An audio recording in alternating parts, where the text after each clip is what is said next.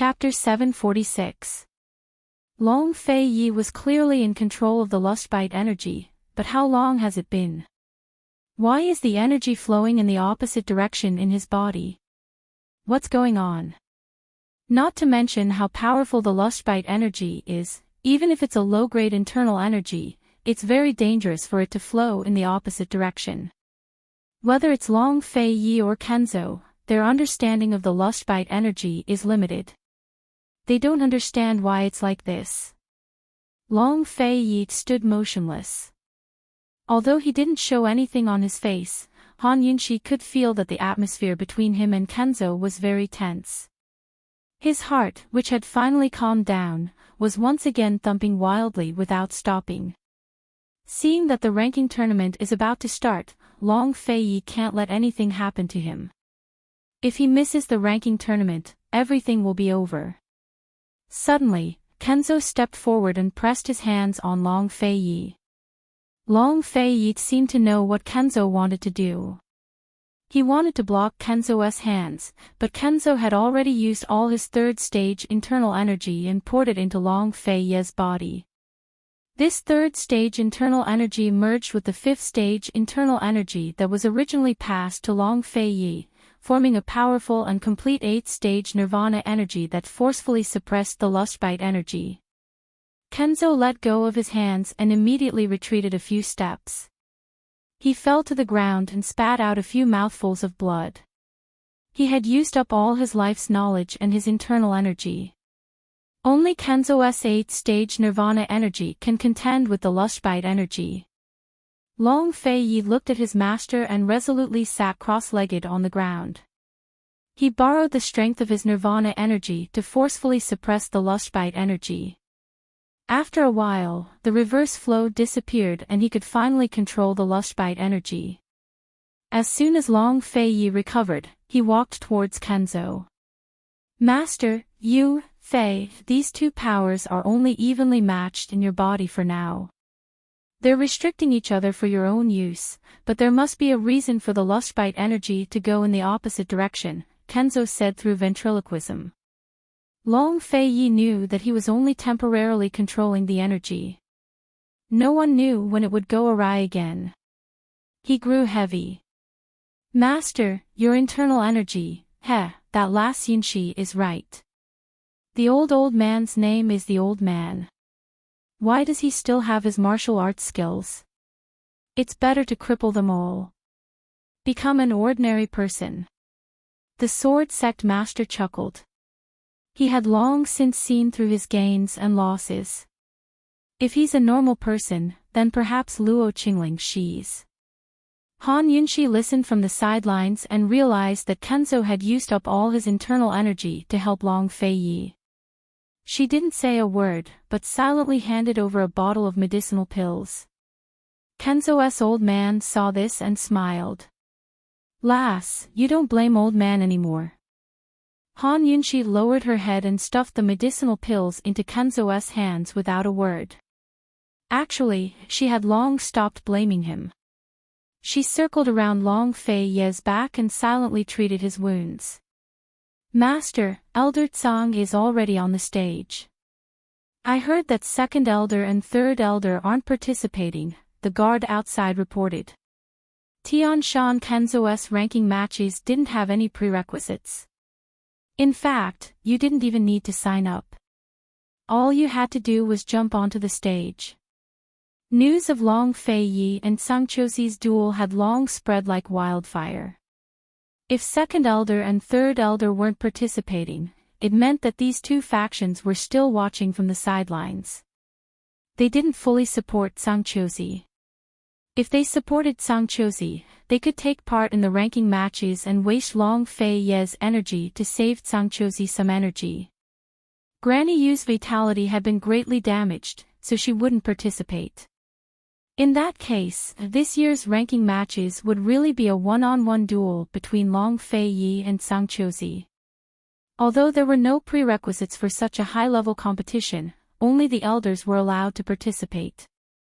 In a sense, the ranking battle was actually a ranking battle for the four great elders. Fei, hurry and go. Kenzo urged. Are you alright? Long Fei Yi was still worried. Old man still has to watch the matches, so how could anything be wrong? Hurry and go. Long Fei Yi was the only one who understood Kenzo's words.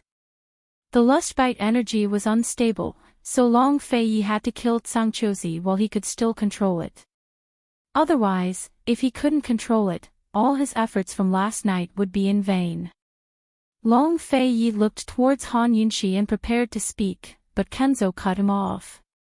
Don't worry. She's with old man, so no one will dare to hurt her. Besides Long Fei Yi and Han Yunxi, no one else knew about this yet. Naturally, he could protect Han Yunxi well. Although he'd lost all of his internal energy, he still had his status. Seeing Han Yunxi nod, Long Fei Yi didn't delay and prepared to leave. Han Yunxi called him back before fetching a clean outer robe and personally draping it over his shoulders. Don't worry, Long Fei Yi brushed aside her bangs and gave her a light kiss. Han Yunxi didn't waste words. I'll wait for you. After Long Fei Yi left, Kenzo chuckled and said, Lass, old man thought Long Fei Yi would never care about any woman in his lifetime. Who would have thought, who would have thought? Han Yunxi muttered inwardly, actually, I used to wonder which woman he'd be so gentle with. Thinking back to how cautious she'd been in the past, compared to how tender he was now, Han Yunxi couldn't believe that Long Fei Yi had become her man. Lass, if you treat him sincerely, he won't treat you unfairly in the future. Actually, Kenzo wanted to say that as long as Han Yunxi stayed by Long Fei Yi's side until the end, she'd be the Empress of East Qin for sure. Kenzo thought, Long Fei Yi even hid the lustbite energy from Han Yunxi, so he probably hasn't told Han Yunxi about the East Qin imperial clan either. After all, it wasn't the right time yet. The future is too far away. I only want his present, every present. Every present is the future for the past, a lifetime. Han Yunxi's voice was very low, as if she was speaking to herself. Kenzo didn't hear her and smiled. Let's go. Old man will take you to a good place. You're very happy about losing all your internal energy? Han Yunxi asked doubtfully. Kenzo had been smiling the entire time. Of course I'm happy. Kenzo sighed with emotion. All these years, my martial arts suppressed old man so much that he couldn't even breathe. Now I'm free. Han Yunxi knew that Kenzo wasn't talking about internal energy, but fame, status, and status. Fame, status, and status all meant responsibility. These things were propped up by strength. Without strength, these things would naturally fall off on their own. She helped him to his feet. Let's go. Kenzo brought Han Yunxi to one of the viewing platforms at the peak of Celestial Mountain. It was a large stone that jutted out horizontally. From its end, one could clearly see the battle platform in front of Celestial Mountain's Great Hall. Currently, Long Fei Yi had just landed on the platform to face Zhangqiuzi. The crowd was already in an uproar. Anyone who could watch the battle on the fifth peak was well aware of the current situation. Everyone knew that the battle between Long Fei Yi and Zhangqiuzi would decide the future of Celestial Mountain. Meanwhile, the spectators who couldn't make it to Mount Fivefold had heard the news as well. All of them were waiting at the foot of the mountain, waiting for the results of the duel while preparing to accept the outcome. Would they support Zhangqiuzi or Long Fei? The battle had shaken the entire mountain range. Everyone in Kenzo was paying close attention to it. Zhangqiuzi was dressed in green robes that fluttered in the wind. His long black hair and beard danced in the wind as he stood on the right side of the platform with his Xianqing sword in hand. He looked lofty, calm, quiet, and solemn as if he were a great scholar. Unfortunately, everyone present knew of his dirty deeds. The more he pretended, the more they found him to be sanctimonious, hypocritical, and disgusting. Wretched. Han Yunxi gave him this evaluation. He's seen Fei's skills before, but he still dares to accept the challenge. I'm afraid he came prepared, the old man in Kenzo said. Long Fei Ye's already recovered. Do you think he doesn't have a chance of winning? Han Yunxi asked. In theory, he should have a chance of winning. In fact, it's very likely, the old man in Kenzo stroked his beard, a trace of worry in his eyes. What do you mean by in theory? Han Yunxi was puzzled. This. The old man in Kenzo thought it over before he explained. It's easy for accidents to happen in a martial arts competition. The level of one's martial arts, endurance, stamina, and mental fortitude all affect the outcome. That's why all predictions are based on theory. Han Yunxi didn't understand, but she felt that the old man in Kenzo's words made a lot of sense. If there's an accident, it's Tsang Chozi's fault. Han Yunxi still trusted Long Fei Yi. The old man in Kenzo smiled and didn't say anything more. Actually, his words were just to brush off Han Yunxi. This girl was smart, but she knew nothing about martial arts. She was especially stupid. In a battle between experts, all that mattered was martial arts skills. Endurance, stamina, and mental fortitude could be ignored because both sides were stronger in those areas. The old man in Kenzo was worried about how long Long Fei Ye's lustbite energy would last. This point was completely uncontrollable, and it was precisely because this uncontrollable point directly determined the outcome of the battle. Therefore, the outcome of the battle was also uncertain. The old man in Kenzo knew that Long Fei Yi knew that the safest option was to end the battle quickly. But just how fast could his sword be?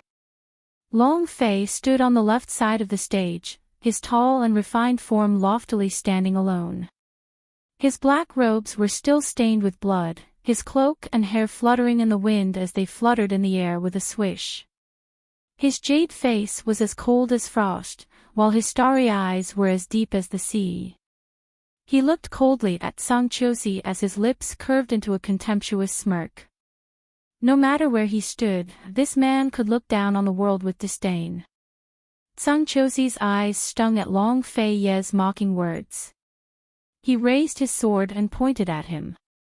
Long Fei Yi, in the ranking matches, no matter your status, seniority, or martial arts skills, anyone who stands on this stage is responsible for their own life and death. Martial uncle, you've already made things clear. The taciturn Long Fei Yi simply pointed his sword at Tsang Chozi, his face as cold as ice. Long Fei Yi, on account of your status as the sect leader's disciple, the old man will give you a chance, Tsang Chozi said. As he spoke, his sword lightly scratched the ground by his feet as he laughed coldly. Admit defeat and get off the stage. Then the old man will spare your life. Chapter 747. Tsang Chozi's words made the crowd suck in a cold breath. If Long Fei Yi could fight Kenzo for 3 days and 3 nights, that meant he had the strength to match the Kenzo. Where did Tsang Chozi get the confidence to be so arrogant? For a moment, everyone was even more unable to guess who would win and who would lose in this duel. Tsang Choying hid in the crowd with her hands over her mouth. She wanted to cry, but couldn't. She had no idea who to support. She hated her father's illicit affair with Duanmu Yao to the core, as well as Long Fei Ye's heartlessness.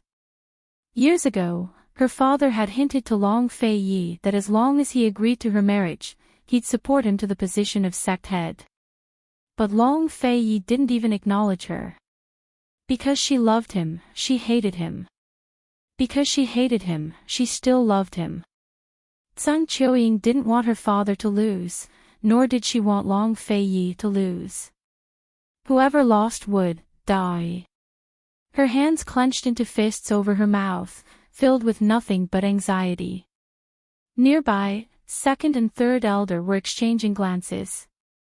Finally, second elder spoke up.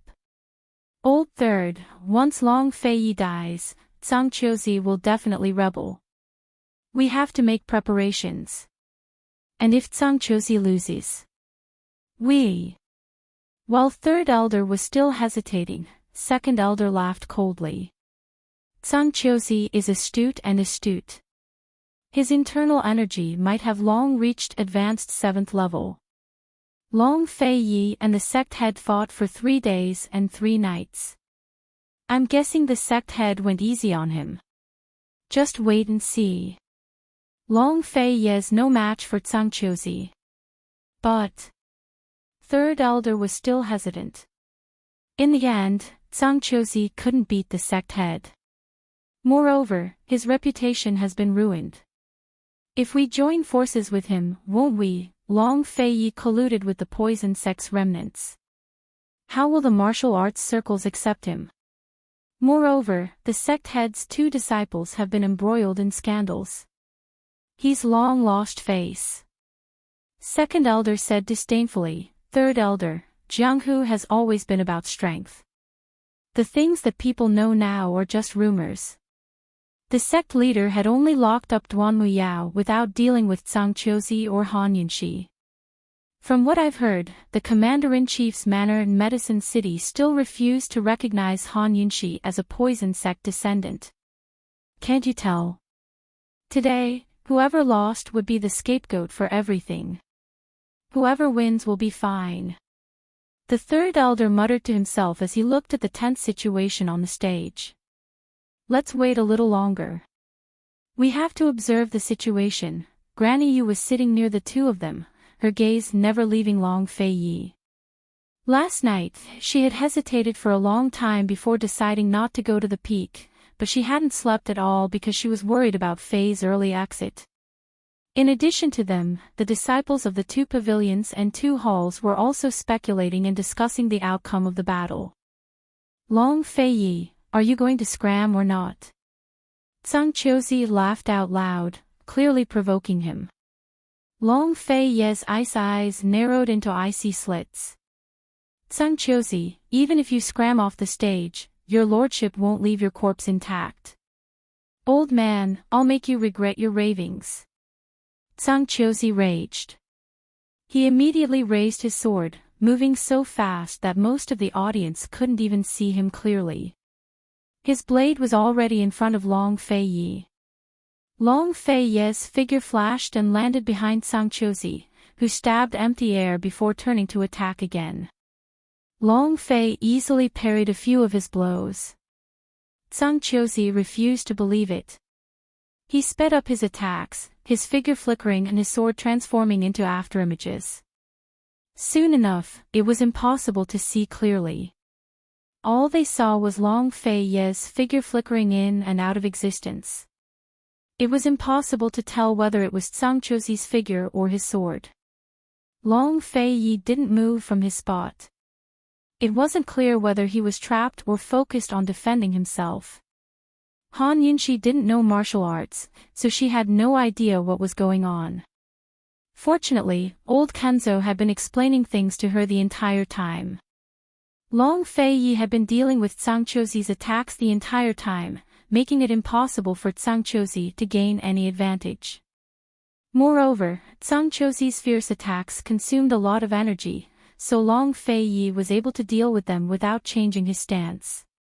Han Yunxi watched as she listened, growing more and more nervous. That was because old Kenzo had said that Zhangqiuzi would change his tactics very soon. As expected, Zhangqiuzi suddenly flew away to land on one side and stop his attacks. His eyes were dark and gloomy.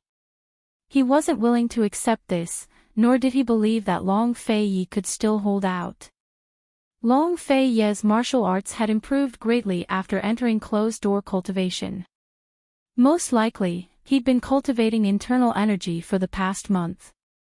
Most people didn't know the truth and assumed that he was simply being punished. However, Zhangqiuzi was certain that Long Fei Yi had been in closed-door cultivation. Moreover, he'd come out prematurely with severe internal injuries. Long Fei Yi was simply holding on. No matter what, he wouldn't recover in less than a day even if Li Kenshin came to his rescue. Zhangqiuzi was certain of this. Today, he wasn't only here to take first place in the ranking matches, but also to take Long Fei Ye's life. Yesterday afternoon and all night, he'd been thinking about how to deal with Long Fei Ye and how to bite his weak spot. Since Long Fei Ye was suffering from internal injuries, he had to find a chance to compete with Long Fei Ye in internal energy.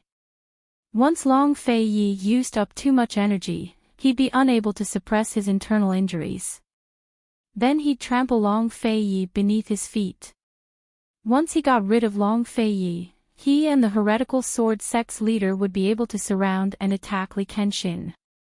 Thus, once they won today's battle, Celestial Mountain's internal strife would begin.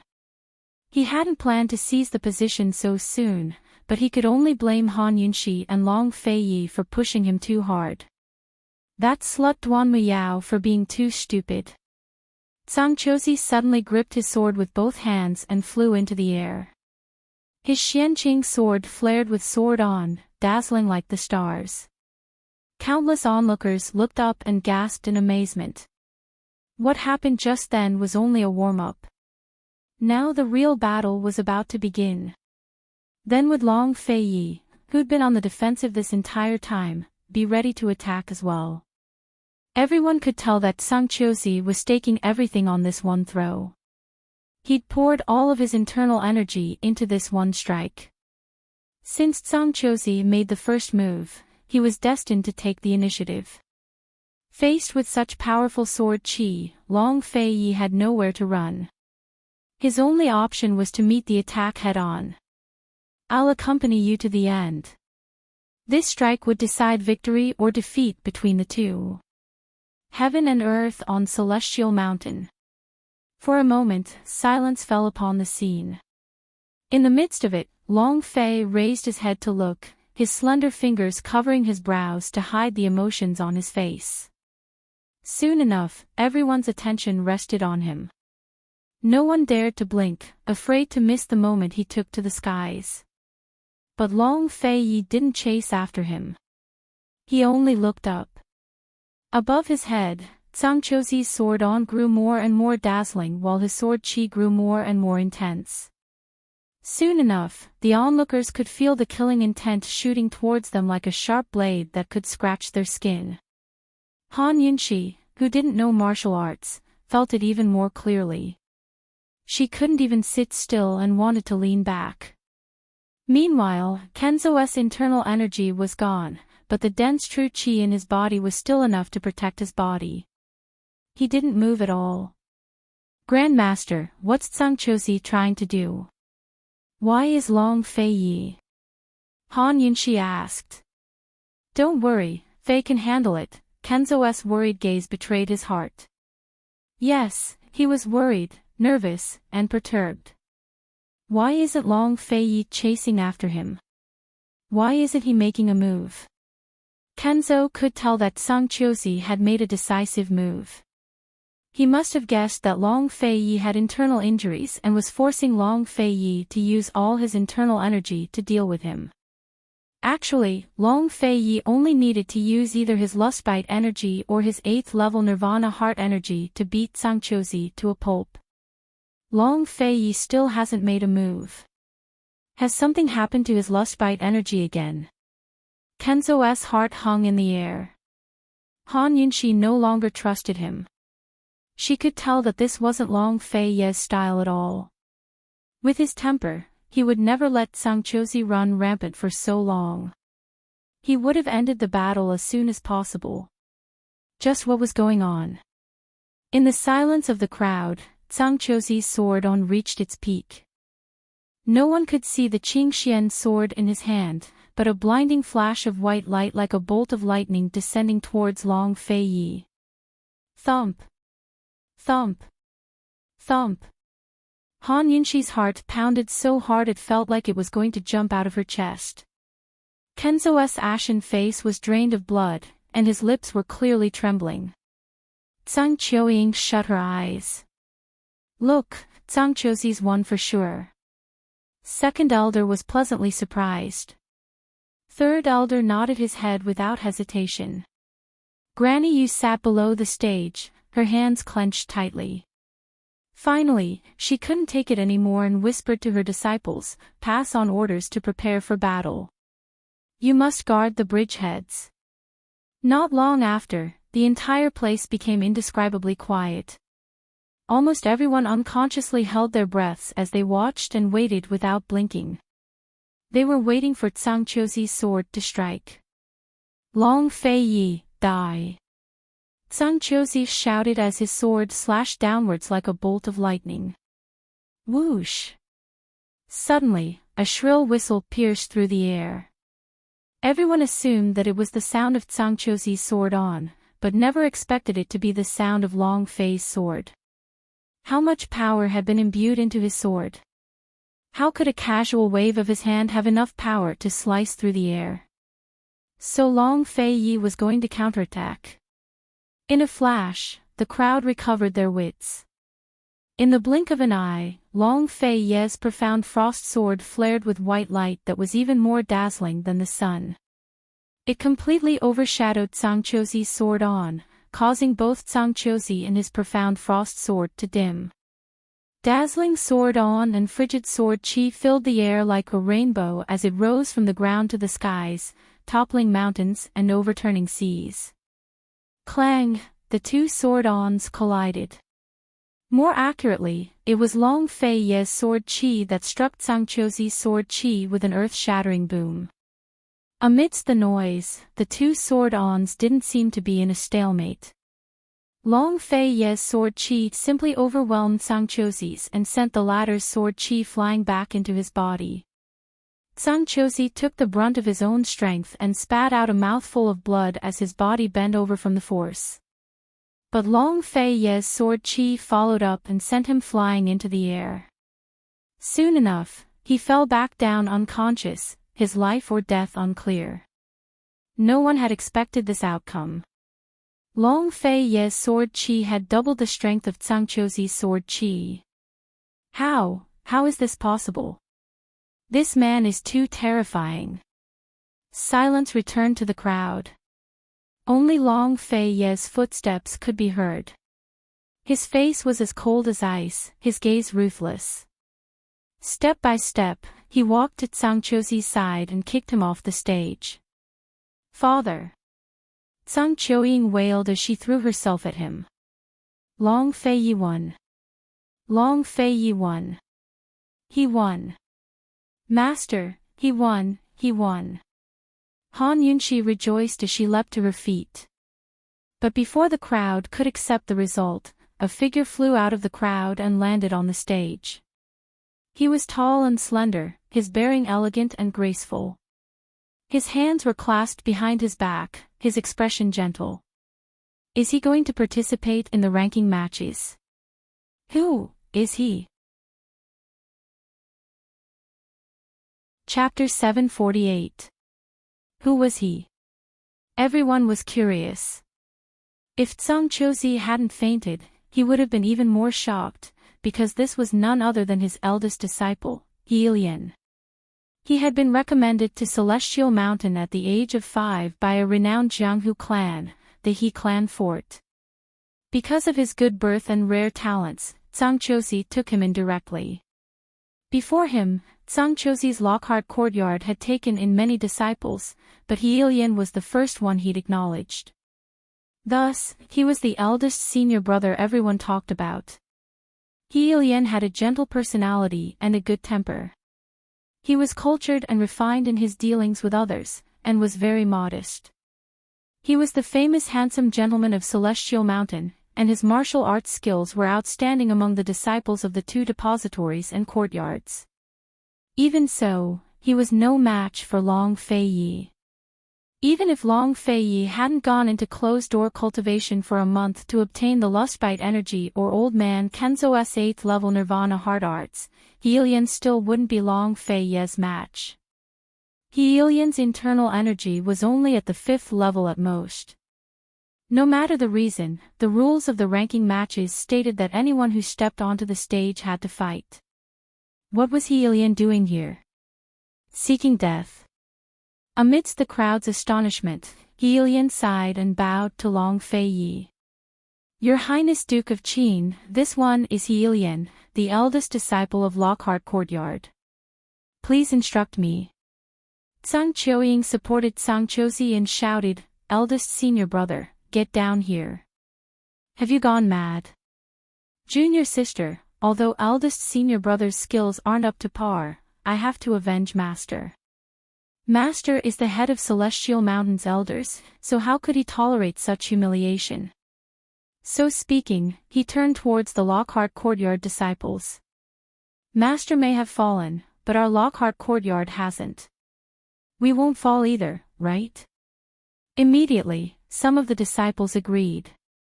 That's right. Eldest senior brother, you're the best. Following that, the crowd began to support him, all of them agitated and filled with righteous indignation. It was as if Long Fei Yi had bullied Zhang Qiuzi and Lockhart Courtyard. Eldest senior brother, you're the best. Even if you fall, there's still us. Let's connect. Eldest senior brother, even if we lose to a level 8 expert like Qin Wang, it's still a glorious defeat. You're much stronger than him. Hee, I didn't expect His Highness Duke of Qin's martial arts to improve so quickly. Even Master is no match for him. Eldest senior brother, you are the pride of Lockhart Yard for challenging an 8th stage martial artist as a 5th stage martial artist. In our hearts, you are much stronger than Qin Wang. His words only made Han Yunqi's temper flare up non-stop. These people are so shameless. It's no wonder they're Zhang Qiuzi's disciples. They're both hypocritical and hypocritical. His words were so sour that they could kill people. It wasn't like Long Fei Yi had kicked down Lockhart Yard's door and challenged them. Bullying the weak with the strong, this was clearly a ranking battle that he was willing to participate in. This was supposed to be a battle between the strong, but a weakling like Heilian wanted to avenge his master. His courage was commendable. But before the battle even started, he kept emphasizing that he was the weakling. He made it sound like Long Fei Yi had done something to him, like Long Fei Yi was bullying him if he didn't let him hit him, like Long Fei Yi had an unfair advantage if he won. How disgusting. Long Fei Yi gave Heilian a disdainful look, his voice as cold as ice. Granny Yu, your lordship's battle with Zhang Qiuzi isn't over yet. Where did this man come from? His words silenced the crowd into an indescribable silence. The Lockhart Courtyard disciples all gaped, not daring to utter a word. Zhang Qiuzi had already been knocked unconscious off the stage.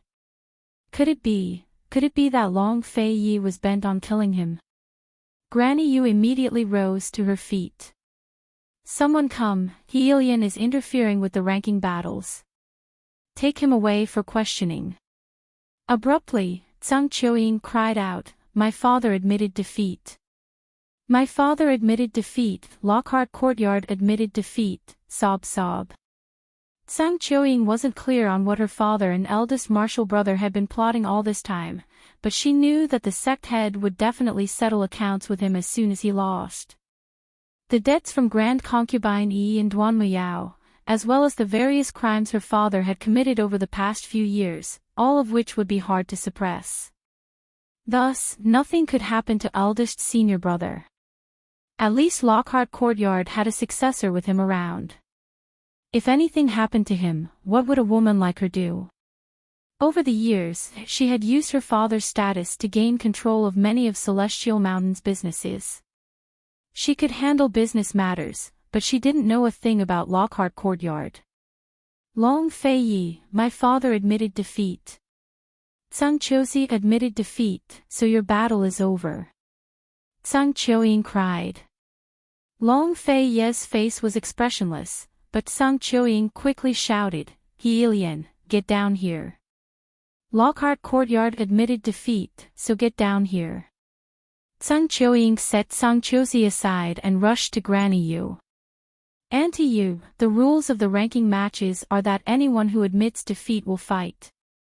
My father admitted defeat.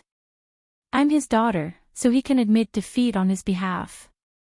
Many of the disgruntled spectators were pleased to hear him admit defeat willingly, especially Han Yunxi.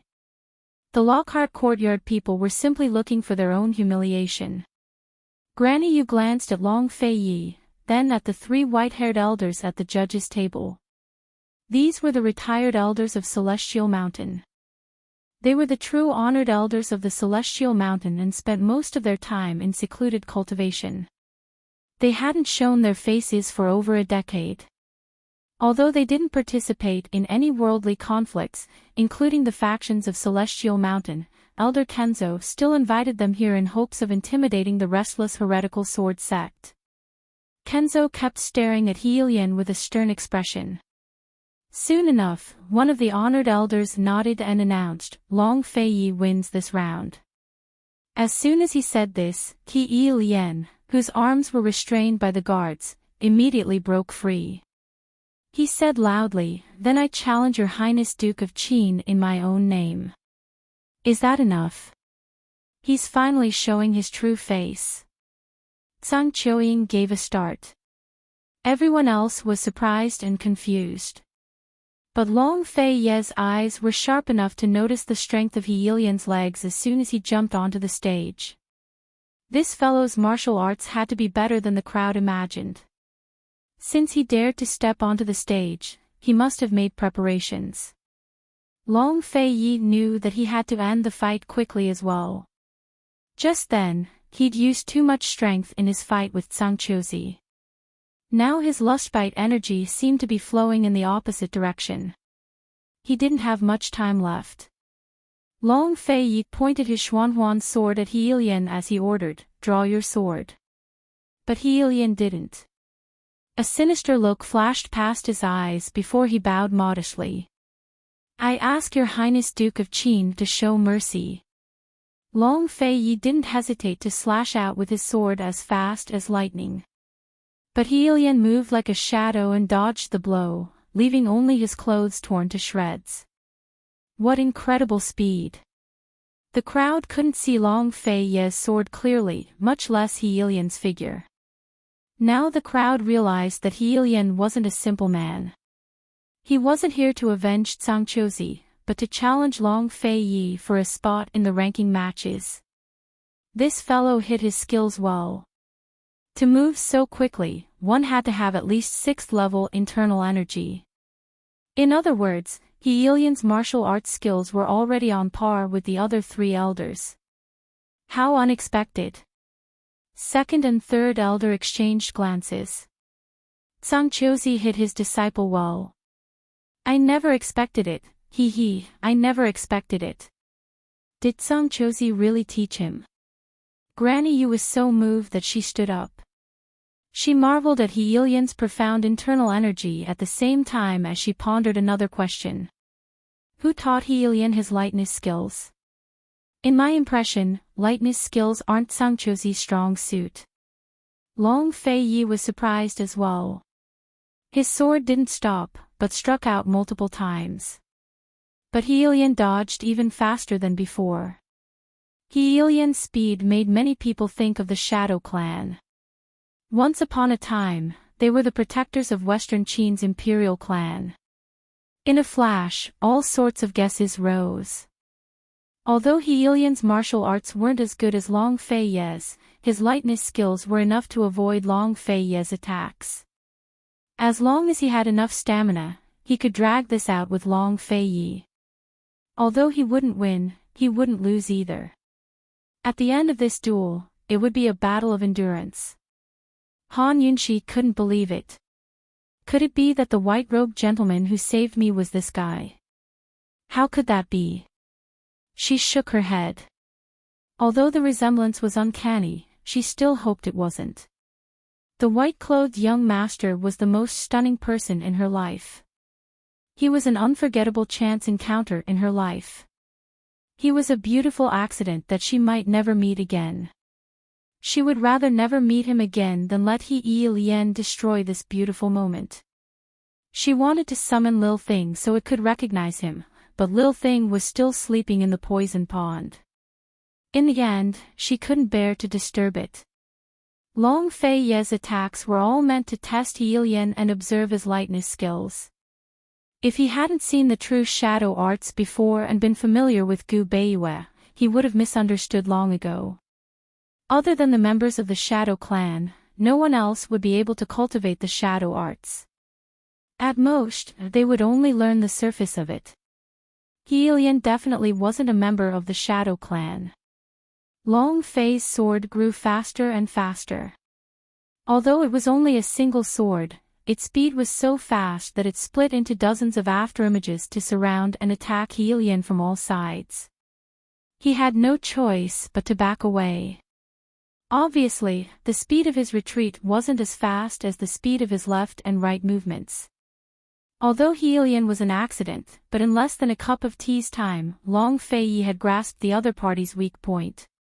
Very quickly, Long Fei Ye's sword landed on Heilian's shoulder and forcefully chopped off one of Heilian's arms. Many female disciples cried out. But before they could stop, Long Fei Ye's terrifying sword cheat chopped off Heilian's other arm. Heilian became an armless person just like that. But what was unexpected was that his emotions were so calm that it was frightening. These two arms didn't seem to be his and he didn't mind at all. His mind was still focused on dodging and evading Long Fei Ye's sword. Smart people could tell that Heilian didn't have the extravagant hope of using escape as an attack to win the ranking battle. He seemed to have predicted the result of the competition. Then, what was his real motive for coming up the stage? Why was he delaying and wasting time? Chapter 749. Why was Heilian fighting? Was it for himself, or Zhangqiuzi's schemes? Or did he have other powers behind him? None of the spectators realized the severity of the situation. They watched as Long Fei hacked down again and again, then looked at Heilian, who couldn't dodge and had chunks of flesh sliced off by the profound frost sword.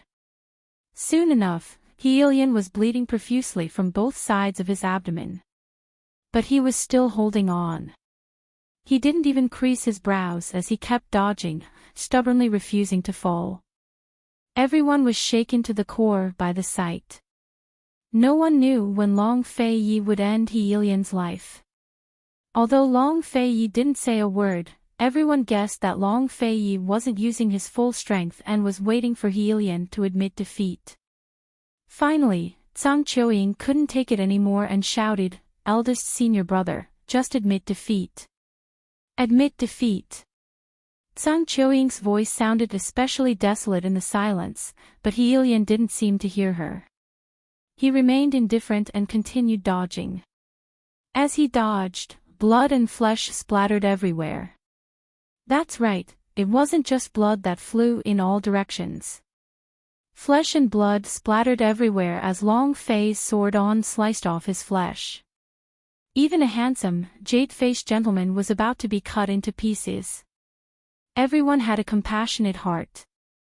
Besides the disciples of Lockhart Courtyard, many others began to feel sorry for Heilian. Even Granny Yu's disciples began to criticize Long Fei. Isn't Long Fei going too far? Suddenly, Zhang Qiuying rushed to the front of the stage and shouted, "Long Fei, you might as well kill him with one strike. My senior brother has no grudge against you.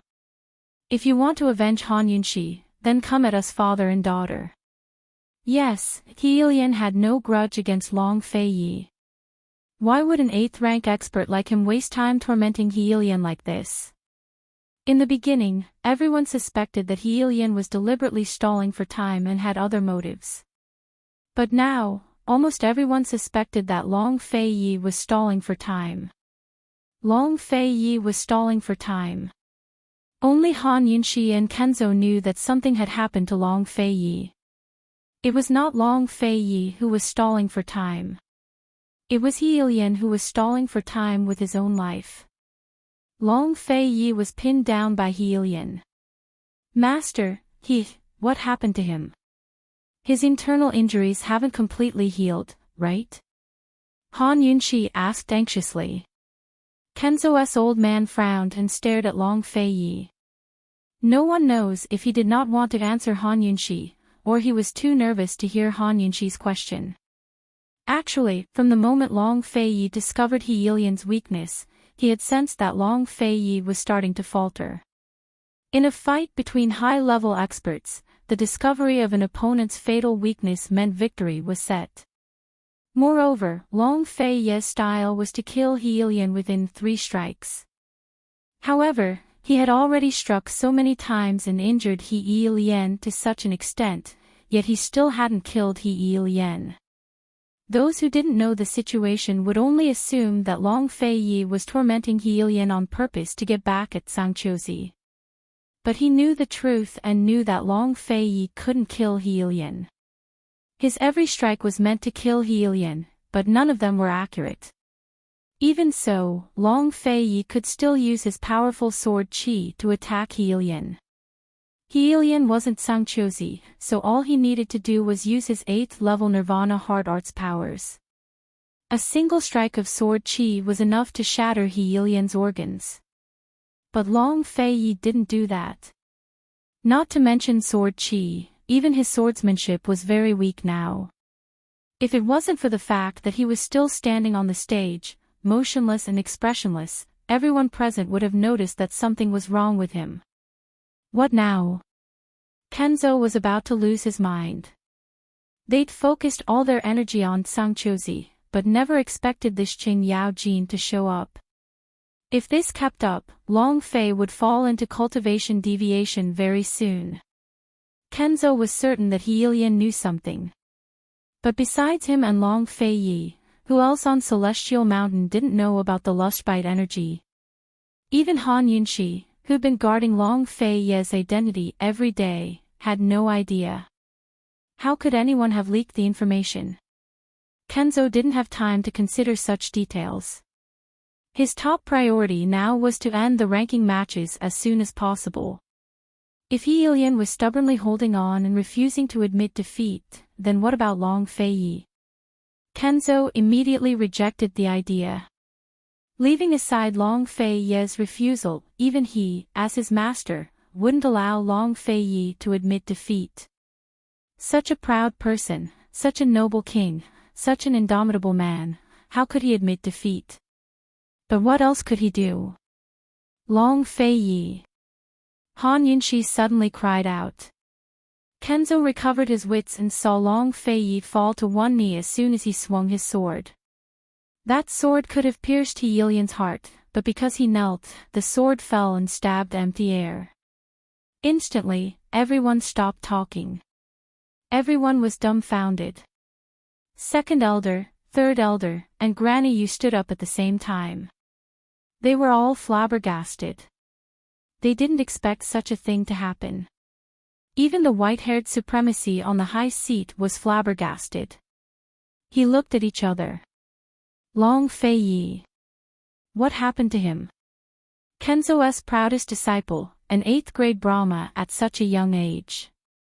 He was the miracle of Celestial Mountain, the miracle of the martial arts world. Why did he suddenly fall to his knees on the stage? What happened to him? Did he have serious internal injuries? He didn't do it on purpose. He just couldn't kill He Yilian. So He Yilian really did it on purpose. He was deliberately stalling for time. He Yilian knew that Long Feiyi had internal injuries. How despicable. He Yilian took the chance to retreat far, far away. Even though his arms were crippled, his body covered in cuts and bruises, and he could collapse at any moment, his lips curved into a sinister smile. He had to hold on. No matter what, he had to hold on until his last breath. Even if he died, he had to wait for Long Feiyi to die first. His Lord Master had said that soldiers were trained for 1,000 days to be used in a single moment. He'd arranged for him to come to Celestial Mountain and lie in wait by Sangqiuzi's side for years. Today, he could finally serve his master loyally.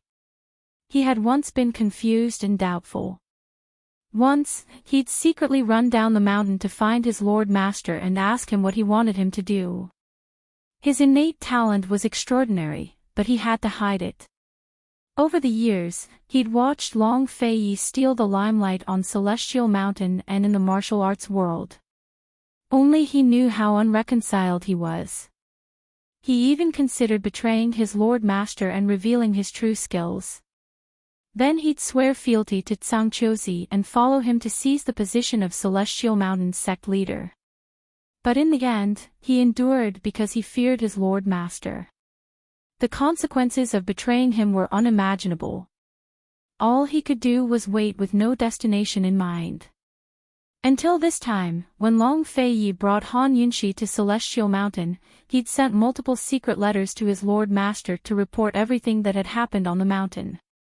It wasn't until last night that his Lord Master sent him a secret missive. The contents of the letter shocked him so much that he couldn't sleep all night. His lordship had predicted that Zhangqiuzi would lose and ordered him to challenge Long Fei on the battle stage after the man's defeat. He was to only defend and stall for time as much as possible. The last line of the missive was that this was only a chance. It might not succeed, but if he didn't grasp it, he'd never get another chance. He didn't understand and suspected that his Lord Master was sending him to his death. Even when the ranking battles began, he still hadn't decided to fight. But when he saw Zhangqiuzi get knocked off the stage in a flash, he believed his Lord Master's words. He decisively stepped onto the stage. Actually, Long Fei's strength had begun to fall short of his wishes, but he was still apprehensive. Like everyone else, he suspected that Long Fei was tormenting him on purpose. But now he completely trusted his Lord Master. He was grateful to him, but even more grateful for his own decision. Long Fei's condition was clearly due to internal injuries, and very serious ones at that. Otherwise, he wouldn't have fallen to his knees for no reason. Long Fei must have gone mad. Even with internal injuries, he still dared to use such powerful sword qi against Zhangqiuzi. In his current situation, he would suffer from qi deviation if he was lucky, or die if his qi and blood were to flow in reverse.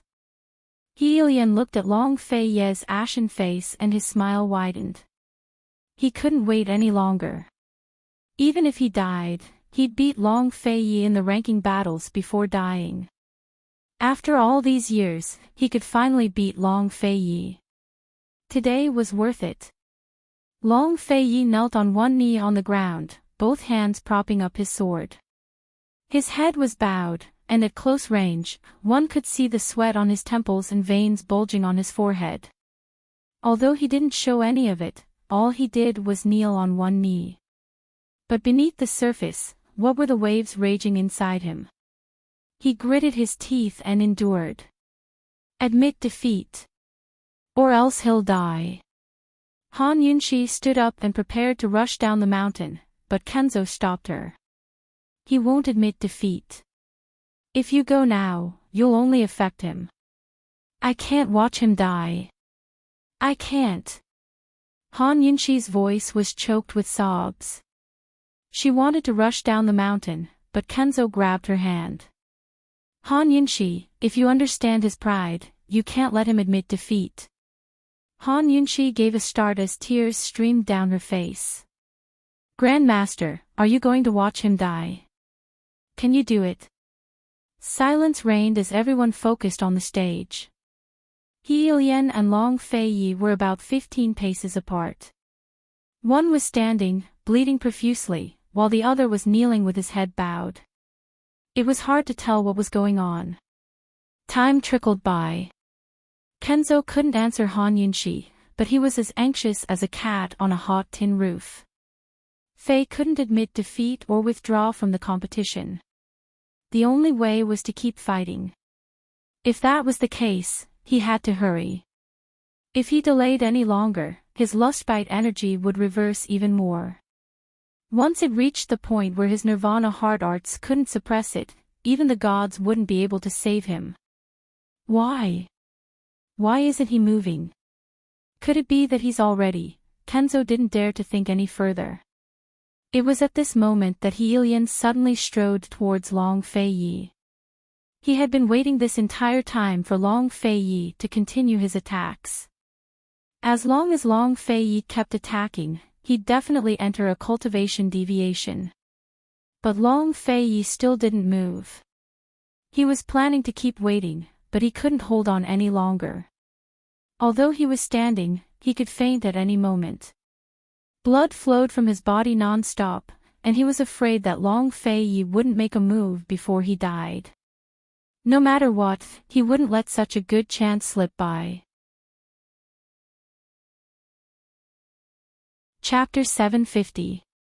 Long Fei Yi didn't make a move, but He Lian was determined to win. He walked over step by step, and when he was 5 steps away, he used the last of his strength. His footsteps were like illusions, and in an instant, he was in front of Long Fei Yi. He kicked fiercely at Long Fei Yi's heart.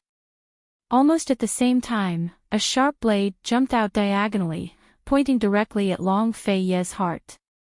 Who knew that Long Fei Yi's movements were even faster than his?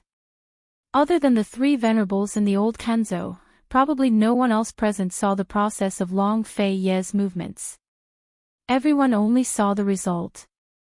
The result was that Long Fei Yi grabbed He Lian's heel, and the blade was almost at Long Fei Yi's heart, almost piercing through. This scene only lasted for a moment. Long Fei Yi pulled fiercely, and He Lian's entire body fell to the ground, lying on his back. He wanted to kick with his other leg, but Long Fei Yi stomped down fiercely, directly crippling He Lian's leg. Then, he pulled He Lian's leg, which was hiding the blade, and fiercely pressed it in front of He Lian. The ligaments of martial artists were all good, but He Lian's thigh was still in unbearable pain. He was already on his last breath, and seeing the blade near his foot, he opened his eyes wide in fear. Long Fei Yi held his ankle tightly, pointing the blade at his eyes. Long Fei Yi squatted beside him, and lowered his voice. "Speak, who told you to deliberately delay?"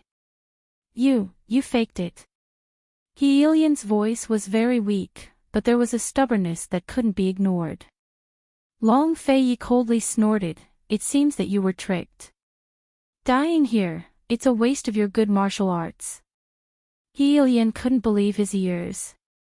Long Fei Yi's abnormality just now was actually faked. He suddenly felt like a joke. He was deceived, not only by his lord, but also by Long Fei Yi. His hopes were dashed. Only then did he begin to realize that both of his hands were crippled. He didn't even have a complete corpse after he died. How pathetic. He couldn't accept it. Zhang Qiuzi will die without a doubt. You could have inherited the position of Lockhart Courtyard's head. Long Fei Yi's lips curled into a sneer as he said in a low voice, "Tell this prince, who allowed you to participate in the battle, and who allowed you to deliberately delay." These words finally evoked He Lian's hatred. "Long Fei Yi, come here. I'll tell you." Long Fei Yi leaned closer and saw He Lian open his mouth and say 6 words. His voice was too soft and he didn't know if Long Fei Yi heard it clearly.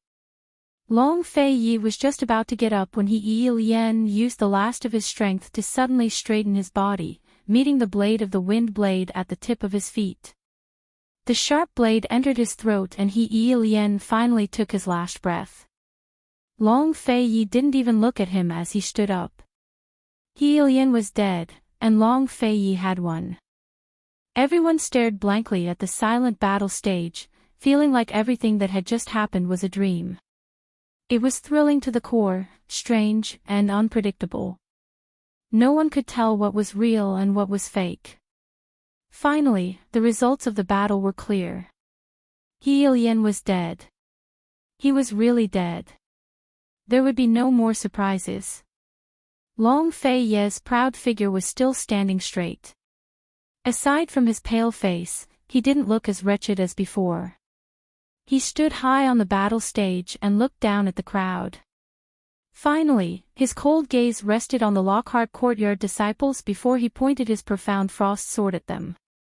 "Who else wants to go up?" "This prince will," he said. The Lockhart courtyard disciples all bowed their heads, not daring to make a sound. Sun Choying hugged her father tightly, not daring to cry out loud. None of the others dared to move either. Almost everyone believed that Long Fei Yi had pretended to kneel on the ground in order to draw Heilian closer so that he could seize the opportunity to end the battle quickly. Finally, everyone stopped doubting him and began to seriously ponder over this man's abilities.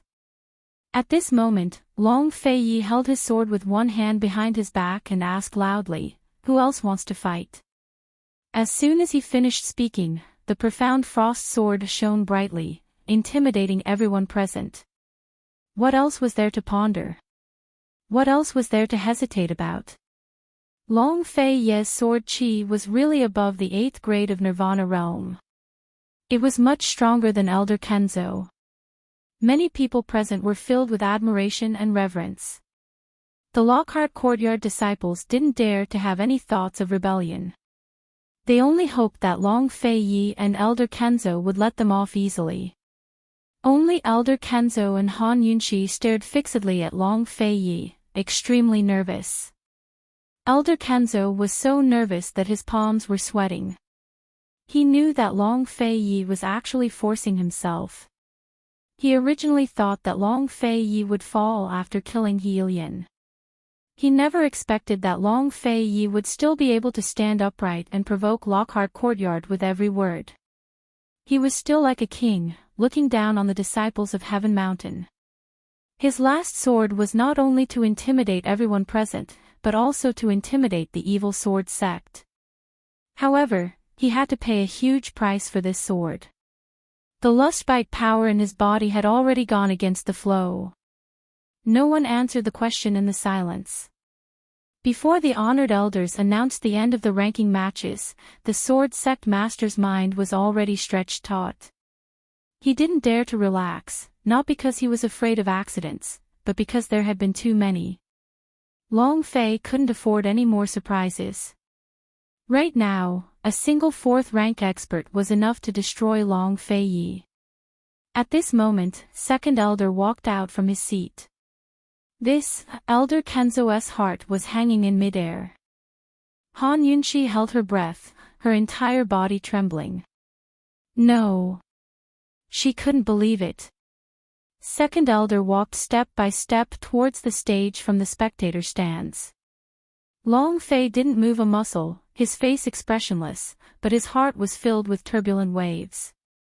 He was clearer than anyone else about his current situation. Suddenly, second elder stopped and clasped his hands towards Long Fei Yi. The student has surpassed the master. Fei, you are the pride of both the honored master and Celestial Mountain. Martial Uncle accepts you. This, is he admitting defeat? Is he here to express his sincerity? Seeing this, third elder hurried over as well and clasped his hands towards Long Fei Yi. Fei, third martial uncle accepts you as well. You've broken through to the 8th level of Nirvana Heart Arts at such a young age. Your future is limitless. Now that these two fence-sitters had confirmed their positions, who else would step up to the stage? Elder Kenzo's heart finally recovered from its suspense. Han Yunshi exhaled deeply as well. She wanted nothing more than to rush over and hug Long Fei Yi, but she had to endure. She could only hope that Long Fei Yi would hurry back to the peak to treat his wounds. Granny Yu stood up. Honored elders, since no one else wants to fight, why don't we? The 3 honored elders looked at Long Fei Yi with admiration in their eyes. Of course they could tell that Long Fei Yi was stubbornly holding on.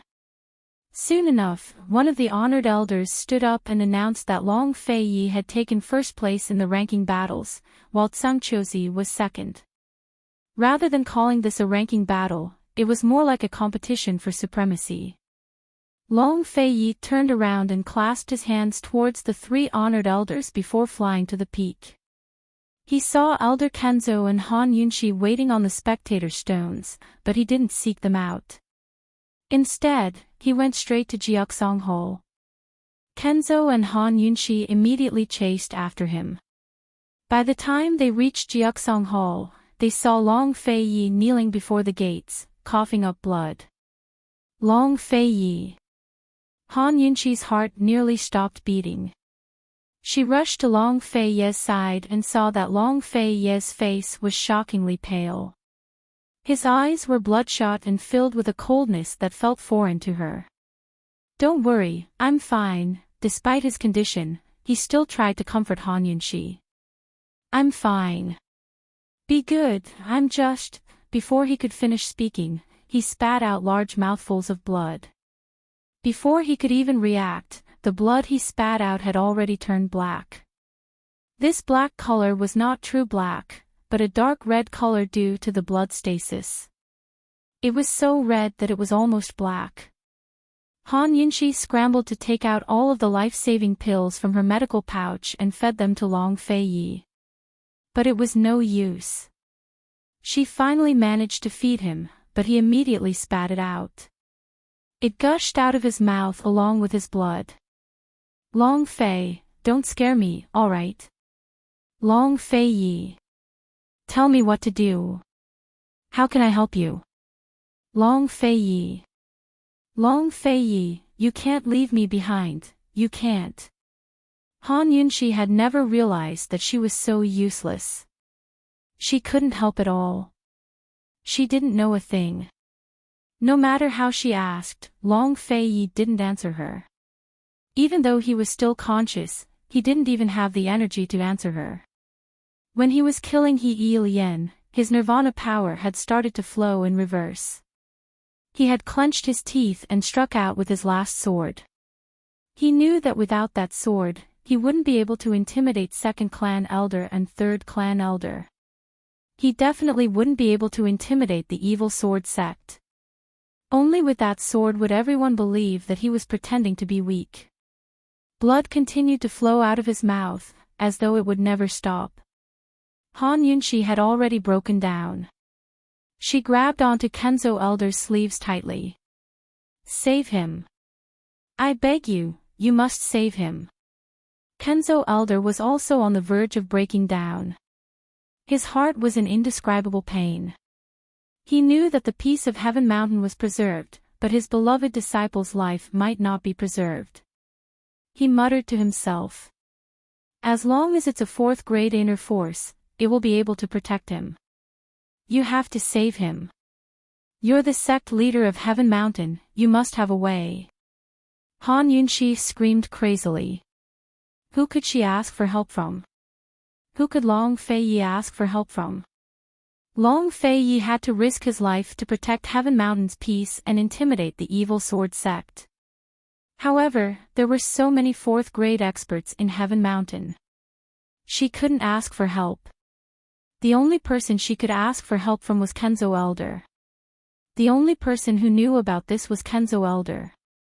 Once the wolves, tigers and leopards outside knew that Long Fei Yi was seriously injured, would they still let them live?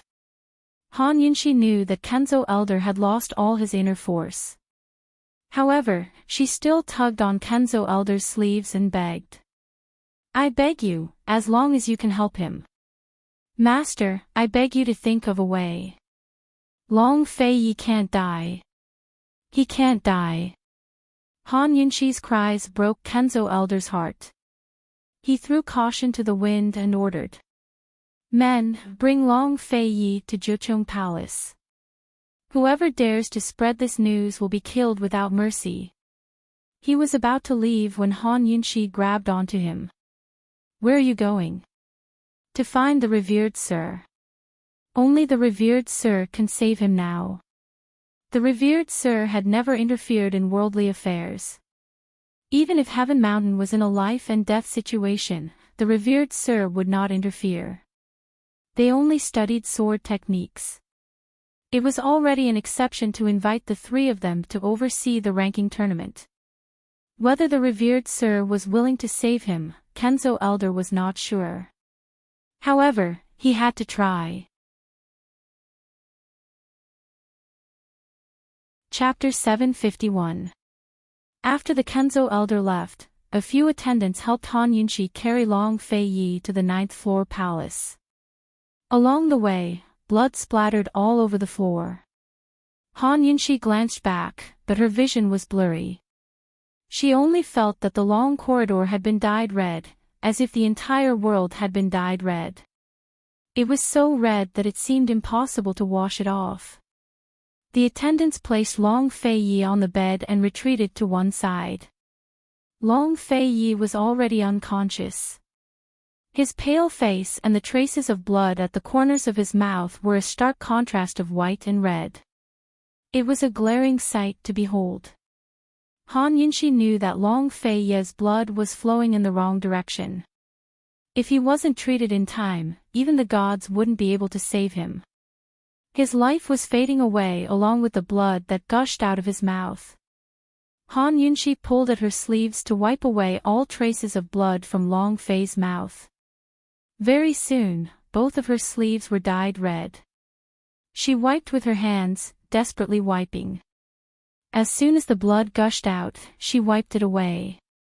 But she couldn't outrun the speed of the blood. The blood was right in front of her eyes, but she couldn't wipe it all away. It was as if Long Fei Yi was right in front of her eyes, but she couldn't grab hold of him no matter how hard she tried. He could leave her at any moment and leave her forever. She was afraid. Her hands trembled, her body trembled, and her voice quavered. Don't. Long Fei Yi, Fei, don't scare me, alright. Since she couldn't wipe away the blood, she covered Long Fei Yi's mouth with her hands. But it was no use. None of it worked. Fresh blood still seeped out from between her fingers to drip onto the pure white bedding. It was a startling reminder that this wasn't a dream, but reality. What should she do? Long Fei Yi, tell me, what should I do? Long Fei Yi, don't be like this. I beg you, please don't be like this. Long Fei Yi, wake up. Long Fei Yi, you promised me. You promised to go down the mountain with me. You're not allowed to lie. You're not allowed. Long Fei Yi, how dare you lie to me? Long Fei Yi, how can you do this? How can that be? She had imagined countless possibilities of her going down the mountain, and secretly made countless preparations, but she had never thought that the ending would be like this. It wasn't that Long Fei Yi didn't want to go down the mountain with her, but he couldn't go down the mountain. He couldn't accompany her down the mountain. He didn't have the life to go down the mountain. Han Yunxi cried until her voice was hoarse. She sat by the bed and looked at Long Fei Yi. She muttered to herself, Long Fei Yi, you dare to lie to me. Aren't you afraid that I'll never believe you? Long Fei Yi, in the future, will I still have a chance to believe you? As she spoke, she couldn't stop crying. She threw herself on his body and cried loudly. Even if she was willing to believe him, but, will there be a future? Will there be a chance? Long Fei Yi's body started to turn cold, bang. The door was kicked open by Kenzo. 3 white-haired venerables followed him in. The smell of blood in the room made them frown. Before Kenzo could go down the mountain, the 3 venerables came to him. The 3 venerables knew that Long Fei Yi was seriously injured, so they came to save him. Long Fei Yi's martial arts were strong, but it wasn't enough to convince them. However, Long Fei Yi's tenacious willpower and unyielding stubbornness convinced them. They were all over 100 years old, but this was the first time they saw such a proud disciple of Tianshan. Even though she was reluctant and afraid, Han Yunxi still stepped aside. She didn't understand, so she didn't dare to make a sound. She was afraid that she would disturb the 3 venerables. The venerables checked Long Fei Yi's pulse and immediately ordered, all of you, go out and guard outside. Don't let anyone come near. All the attendants immediately left the room. Han Yunxi didn't want to leave. She wanted to say that she wouldn't disturb them. However, Kenzo looked at her and signaled her to wait outside. She shook her head silently. She really didn't want to leave. Kenzo waved his hand silently and insisted that she go out. At this time, one of the venerables helped Long Fei Yi up. The other venerables looked at Kenzo and asked coldly, "What happened just now? Tell us." Kenzo quickly went forward, but he didn't forget to look at Han Yunxi. Han Yunxi didn't dare to waste their time. She looked at Long Fei Yi and resolutely turned to leave. She personally closed the door behind her. Her legs turned to jelly and she collapsed at the door. Her heart had already collapsed. How could she still stand? At this time, Su Donglin heard the news and rushed over. When he saw esteemed Wang Fei sitting on the ground, he quickly came over to support her. "Master, His Highness." "Where is His Highness?" Han Yunxi raised her head. Su Donglin was stunned and his heart suddenly ached. He had never seen esteemed Wang Fei cry before. Why was she crying like this? "His Highness, he." Su Donglin was also shocked. He lost his balance and fell to the side. "His Highness, he will be fine." Han Yunxi said coldly. Yes. His Highness is a good person. Nothing will happen to him." Su Donglin anxiously said. Actually, he had rushed over to deliver a secret letter. Ning Nan had sent him a very urgent letter. He didn't dare to open it and rushed over as soon as he received it. Now, seeing esteemed Wang Fei like this, how could he dare to take it out? Even if he took it out, esteemed Wang Fei wouldn't look at it. No matter how urgent the matter was, it wasn't as important as His Highness's life. After a while, there was no movement in the room. Su Donglin clearly saw esteemed Wang Fei's fingers tightly clasped together. Her fingers were clasped so tightly that the color had drained from her fingers. He thought for a long time but didn't know how to persuade her. He could only hand over a clean handkerchief. "Master, wipe your tears. His Highness definitely doesn't want to see you cry." Han Yunxi looked at him in a daze and didn't move. Su Donglin was really afraid that his master would become stupid or go crazy. He quickly tried to persuade her. "Master, when His Highness wakes up and sees you crying like this, his heart will ache. His Highness will feel terrible." Only then did Han Yunxi regain her senses. She carelessly wiped away her tears and stood up. She told herself, "Don't cry, wait for him." Han Yunxi waited for a full 5 days and 5 nights. On the 5th night, Han Yunxi was on the verge of collapse. She really didn't cry. She was like a wooden puppet, staring at the tightly shut door. Su Donglin held a cup of water to her lips, but she didn't move at all. Su Donglin knew that if something happened to His Highness Duke of Qin, this woman wouldn't go crazy or become stupid. She would die. Finally, on the morning of the 6th day, the door creaked open. Elder Kenzo and the 3 honored elders walked out. Their expressions were very ugly. Han Yunxi opened her mouth to ask, but she couldn't make a sound. Her voice was completely hoarse. "Master, you..." Su Donglin couldn't hold it in anymore and cried. For the past 5 days and 5 nights, his master didn't drink a single drop of water. She didn't say a word. Although he was by her side, he really didn't know how she endured it. She cried until she was in despair. She cried until she was hoarse. Han Yunxi tried to open her mouth again, but she couldn't speak. The tears she had held back for 5 days silently flowed down her face. She didn't even dare to look at them, let alone rush in. The expressions on the faces of Elder Kenzo and the 3 honored elders terrified her. She was even willing to wait at the door until the end of time. At least there was still hope in her life. "What's wrong with His Highness Duke of Qin?" Su Donglin asked. In truth, he was also afraid, but his heart was broken by esteemed Wang Fei's silent question. He couldn't imagine how much heartache His Highness Duke of Qin would feel if he saw the magnificent Wang Fei crying like this. Without recuperating for a year or so, don't even think about collapsing. Elder Kenzo sighed heavily. As soon as he said this, Han Yunxi rushed in.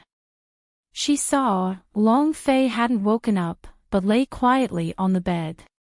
He was no longer bleeding, but his entire body and face were covered in blood. Even the bed itself had been dyed a crimson red. Han Yunxi was less than 5 steps away from the bed. She stared at him in a daze.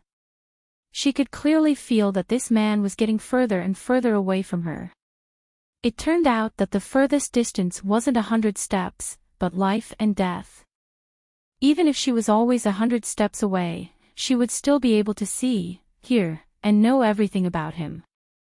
At the very least, she would have the same sky, sun, moon, and stars as him. But life and death, that was a distance that couldn't be crossed no matter how hard she tried. She would never be able to cross it. After the 3 venerated elders left, Elder Kenzo entered the room. Su Donglin followed behind him. Several attendants were waiting at the door. 1 or 2 peeked inside, but didn't dare to enter. Han Yunxi was silently wiping Long Fei Ye's face. She carefully wiped away all the blood on his face. His internal energy and blood flowed in the opposite direction. The 3 venerated elders paid a great price to barely save his life. Elder Kenzo said lightly. Don't worry. The venerated elders used all their internal energy to protect his life. He won't die. Hearing this, Han Yunxi stopped. She wanted to ask, but her throat couldn't make a sound. Elder Kenzo finally noticed how haggard Han Yunxi was. Her originally spirited eyes seemed to have lost their soul. They were dim and lifeless. Don't worry. You can't help. His injuries can only be healed with internal energy. Elder Kenzo sighed. I'll pick a few people from Yumin's place later. Yumin can still trust them. Han Yunxi lowered her head and kept wiping his face. Elder Kenzo added, Old man wants to know when he'll wake up too. Zhang Qiuzi has been convicted of his crimes. As for your identity as a poison's woman, you should have an explanation as well. Han Yunxi fell silent. Elder Kenzo had already told her everything she wanted to know. 3 days later, early in the morning, Han Yunxi was so tired that she fell asleep on her bed. In her dreams, someone seemed to be teasing her bangs. Her eyes flew open and she saw Long Fei Yi looking at her with tender eyes filled with an indescribable tenderness. She gave a start, then grew alarmed. She rose to her feet to call Elder Kenzo. If Long Fei Yi woke up, shouldn't she find the venerated elders to take a look? Han Yunxi, come here. Long Fei Ye's voice was weak. Han Yunxi immediately ran back and was about to speak when she felt a stabbing pain in her throat. She could only write down what she wanted to say and bring it to Long Fei Yi for him to read. What she wrote was, Where does it hurt? Where does it hurt? Tell me.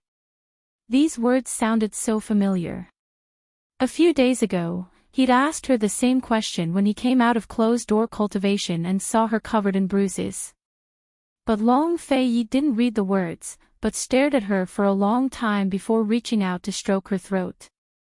Han Yunxi, why aren't you speaking? Chapter 752. Why didn't Han Yunxi say anything? She had a lot to say. She had been hiding the words for 7 or 8 days, but she couldn't say them. Seeing that Long Fei Yi had woken up, she suddenly had nothing to say. She just wanted to ask him if he was well. Seeing Long Fei Yi's distressed gaze, she quickly wrote a few words on the paper, saying that her throat hurt and she couldn't make a sound for the time being. Actually, with Han Yunxi's usual meticulous nature, she would have noticed something amiss. Long Fei's first reaction was to touch her throat. His question was, "Why aren't you speaking?" Instead of, "What's wrong with your throat?" He seemed to have known that her throat was hoarse. He had been unconscious for so many days, so how did he know? Perhaps, he really knew the truth, perhaps, he knew how to guess. In any case, Han Yunxi didn't think too much about it. She was filled with gratitude and joy. As long as this man was alive and could wake up, it was more important than anything else. "Why does it hurt?" Long Fei Yi asked again. His weak voice was soft, and Han Yunxi's heart almost melted. She never knew that being able to hear his voice was such a wonderful thing. Han Yunxi thought for a moment and wrote another 4 words on the paper. "It's inflamed." Long Fei Yi frowned and looked at her. After looking at her for a long time, he suddenly smiled helplessly. He stroked the corner of her eyes and asked gently, "Silly girl, you're crying, right?" Han Yunxi looked away and didn't answer. "I'm not dead yet, and you're already crying like this. If one day I really..." Before Long Fei Yi could finish speaking, Han Yunxi glared at him fiercely, warning him to shut up. Long Fei Yi continued, "If one day I really die, what will you do?" Han Yunxi stopped writing. She opened her mouth and answered silently, "If you really die, I won't cry anymore." She gritted her teeth as she spoke. Even though she didn't speak, Long Fei Yi could still distinguish every word from the shape of her mouth. "Don't cry." Long Fei Yi thought about it for a long time and said indifferently, "If you don't cry, then what do you want to do?" Was she going to travel the world with Gu again? "Aren't you afraid that this prince will really break his legs?" Han Yunxi immediately wrote on the paper, "You don't have that ability now." It was rare for Long Fei to get angry at the mention of Gu Qixiao's name.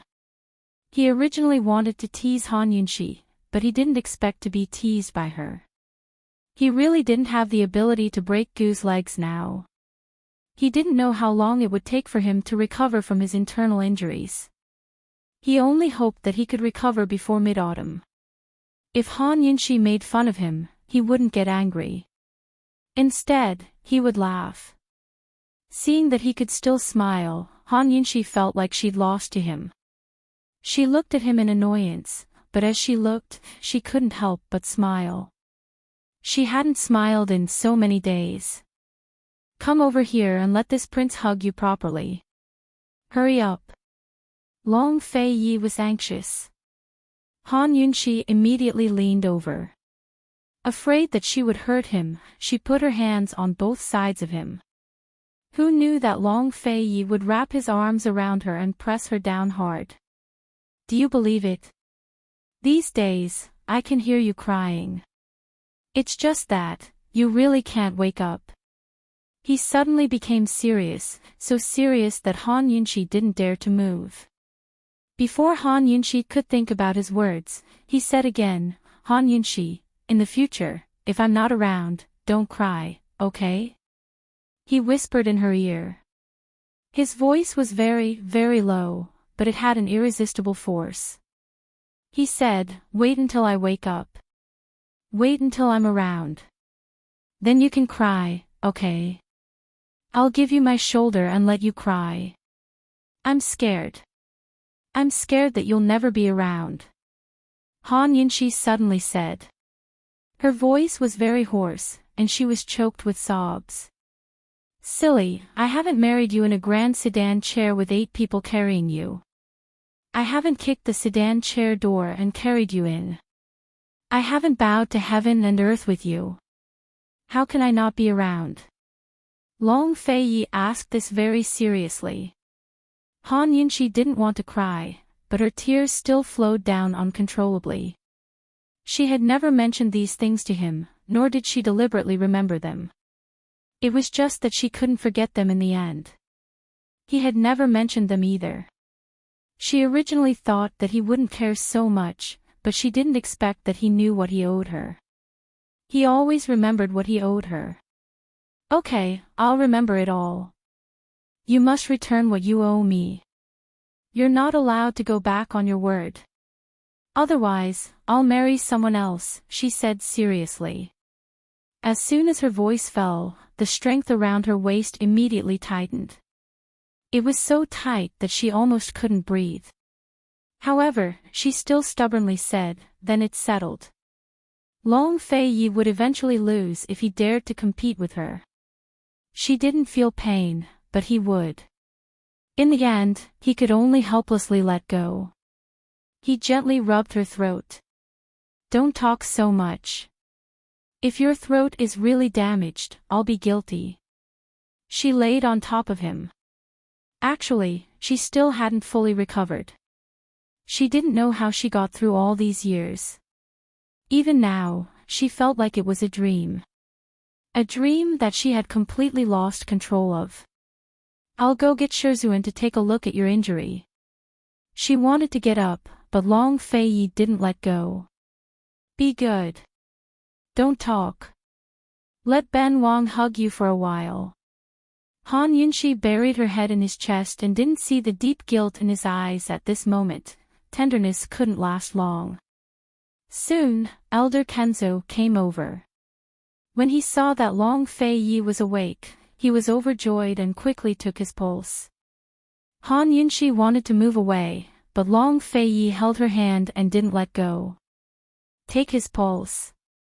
Han Yunxi whispered. Long Fei Yi held her hand with his left hand and extended his right hand to Elder Kenzo. I'm blocking it. Stop fooling around. Han Yunxi reminded him in a low voice. She was so anxious that her ears were burning as she leaned against Elder Kenzo's face. But Long Fei Yi didn't let go. She had no choice but to move aside and sit on the edge of the bed to give Elder Kenzo some space. Elder Kenzo saw all of this, but pretended not to notice a thing. He didn't say a word or smile, but quietly took Long Fei Yi's pulse. You should thank the honored elders for their true qi. Otherwise, you really would have lost your life, Elder Kenzo sighed with emotion. How long do I have to recuperate? Long Fei Yi was only interested in this question.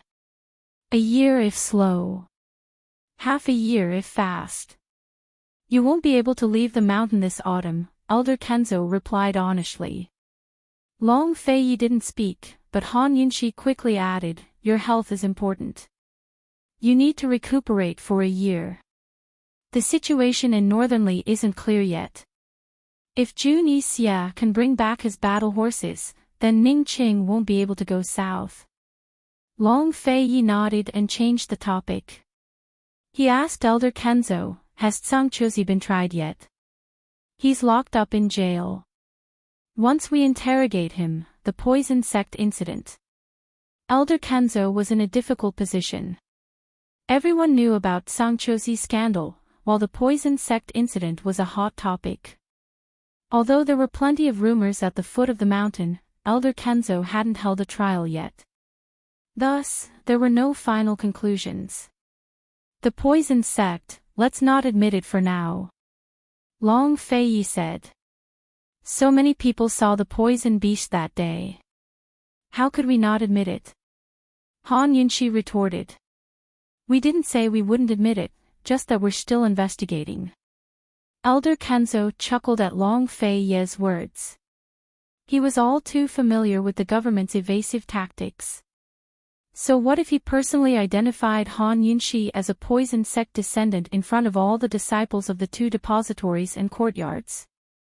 He hadn't announced it in front of the world, much less made any public announcements.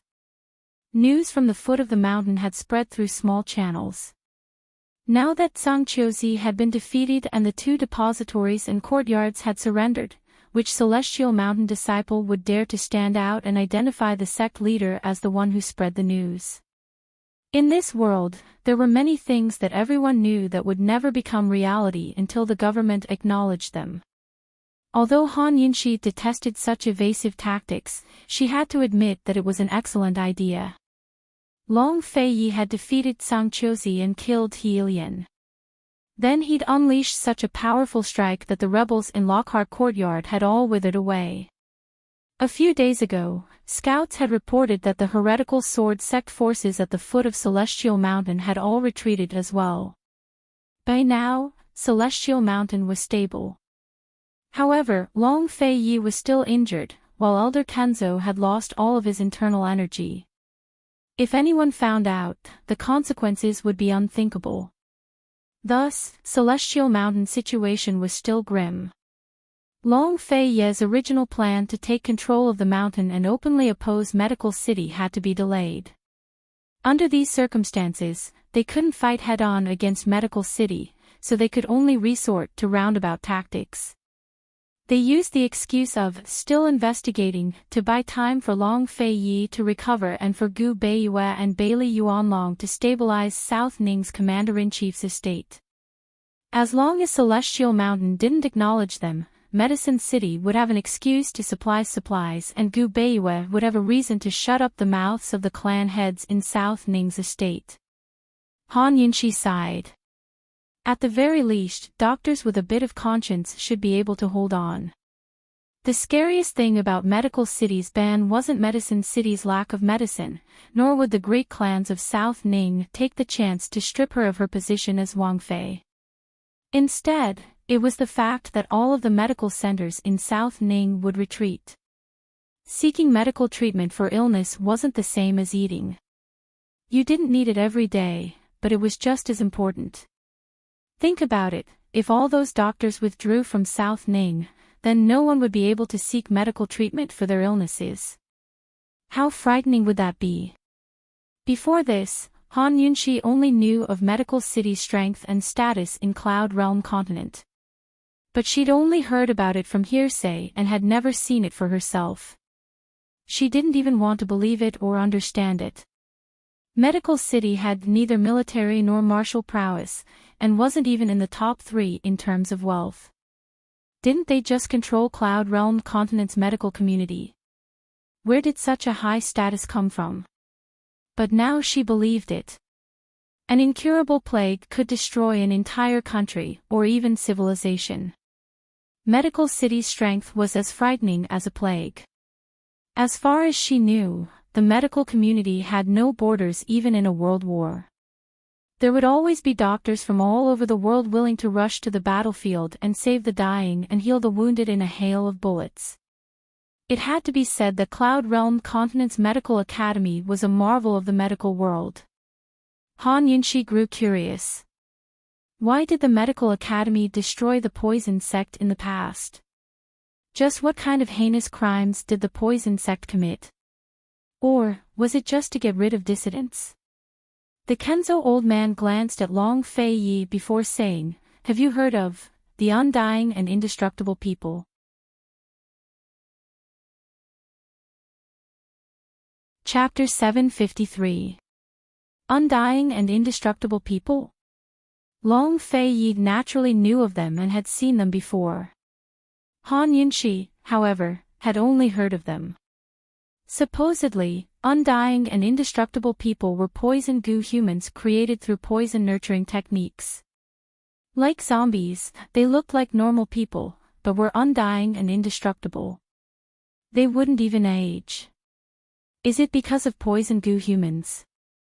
Han Yunxi asked. Kenzo nodded and began to talk about the history of the medical academy and the poison sect. The medical academy had existed in Cloud Realm Continent for a very long time, even longer than the Great Qin Empire. At first, it was just a school that taught medical skills, but after hundreds of years of growth, it grew into the #1 power in Cloud Realm Continent today. The true rise of the medical academy should have come after the Great Qin Empire was destroyed. At the same time, it established a medical association to control all the doctors in the world. Because the medical academy was the beginning of Cloud Realm Continent's medical community and the medical sect, most doctors learned their medical skills from there. Thus, the establishment of the association won the support of all doctors without much resistance. After all doctors hope to gain the protection of the association and rely on its strength to further their medical skills and careers. While the medical association provided the doctors with protection, it also had the power to restrain and even control the doctors in the world. Once the association grew strong enough, a single doctor wouldn't be able to contend against it. Once they did, it meant that they'd run into walls everywhere in the industry and be restricted in every way until they couldn't make a living. There were bound to be plenty of doctors who refused to accept the Medical Academy's actions against the South Central Region's Commander-in-Chief's estate today, but most of them didn't dare to voice their discontent. That's why it's best for the imperial court to keep control of industries that affect the people's livelihood, such as military equipment, grain, medicine, and irrigation. Otherwise, they'll be blackmailed by these industries sooner or later, Han Yunxi said. She'd understood this principle long ago, but said it especially for Long Fei Ye's benefit. Cloud Realm Continent's commerce was very advanced, but the various countries' imperial courts only controlled the land. They were too lax in many of the key industries. Long Fei Ye glanced at her before nodding thoughtfully. Kenzo admired Han Yunxi even more now. He sighed in his heart. If only this girl wasn't a daughter of the poison sect. He took a sip of tea and continued. The poison sect used to be an important part of the Medical Academy. It was an independent branch of the Medical Academy known as the Poison Doctor, and had a long history. The Medical Academy's poison sect was known as Cloud Realm Continent's head of 10,000 poisons. Whether it was Jun Yixie's 100 Poison Sect, the Tang clan's former Poison Sect branch, or other powers in the poison world, their poison skills all originated from the Poison Sect. Before the Poison Sect was founded, the concept of poison in Cloud Realm Continent was limited to snake venom. Even the treatment of snake venom was considered ordinary. Medicine and poison were one and the same. It was precisely because medical doctors found more and more fatal cases of accidental ingestion of poisonous herbs in the process of medical practice that the medical school began to research poisonous herbs and began to develop the concept of poison. Gradually, doctors discovered that many medicinal herbs contained a certain amount of toxins. If they were not used properly or matched properly, it would cause the human body to show signs of being poisoned. It could even be fatal. Other than medicinal herbs, there were also some unknown plants that had no medicinal value but were highly toxic. Not only poisonous snakes, but many animals also carried a certain amount of toxins. Thus, the Medical Academy established its own independent school of thought and called it the Poison Sect. It organized a group of doctors to specialize in the study of poisons. Once the Poison Sect was established, the Medical Academy split into two factions, the Medical Sect and the Poison Sect. But any method that could save lives could also harm others. Doctors were the most frightening killers in the world, and poison doctors were even more so. The Poison Sect's poison skills started out as detoxification techniques that specialized in treating poisoned people. The Poison Sect had strict prohibitions that forbade any poison master from using poisons for any reason except for the research and development of antidotes. But no matter how strict the prohibitions were, there were still people who disobeyed them. As the study of poisons developed, more and more poisons were recorded in the books. Gradually, outside powers began to infiltrate the market and tempt poison masters with all sorts of conditions to buy ready-made poisons and even their prescriptions. Humans died for wealth and birds died for food. No matter how strict the prohibitions were, it was impossible to resist the temptation for everyone. Less than a decade after the Poison Sect's establishment, the number of poisoned people in Cloud Realm Continent each year was already skyrocketing. Thus, the Poison Sect began to investigate the spread of poisons and ferret out many poison doctors to execute as a warning to others. However, the Medical Sect was wary of the Poison Sect's growing power and seized the opportunity to slander the Poison Sect everywhere. In less than 5 years, the Poison Sect and the Medical Academy were like fire and water. Because the Medical Sect controlled most of the Medical Academy's power, the Poison Sect secretly launched a poison nurturing plan, in self-defense. At this point, Han Yunxi hurriedly asked, "Is this the poison-nurturing art of today's poison world?" Exactly. The poison-nurturing art that many people in today's poison world know originated from the poison sect. Kenzo nodded and continued, "The poison-nurturing art is divided into 3 realms: poison humans, poison corpses, and poison goo. Poison humans are the most common and are no different from normal people, but their lifespans are limited and they have some resistance to low-level poisons. Poison corpses are similar to death warriors and have some resistance to mid-level poisons.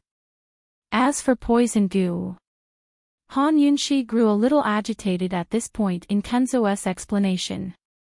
She had studied poison humans and poison corpses in the ancient texts, but she couldn't find any information on poison goo.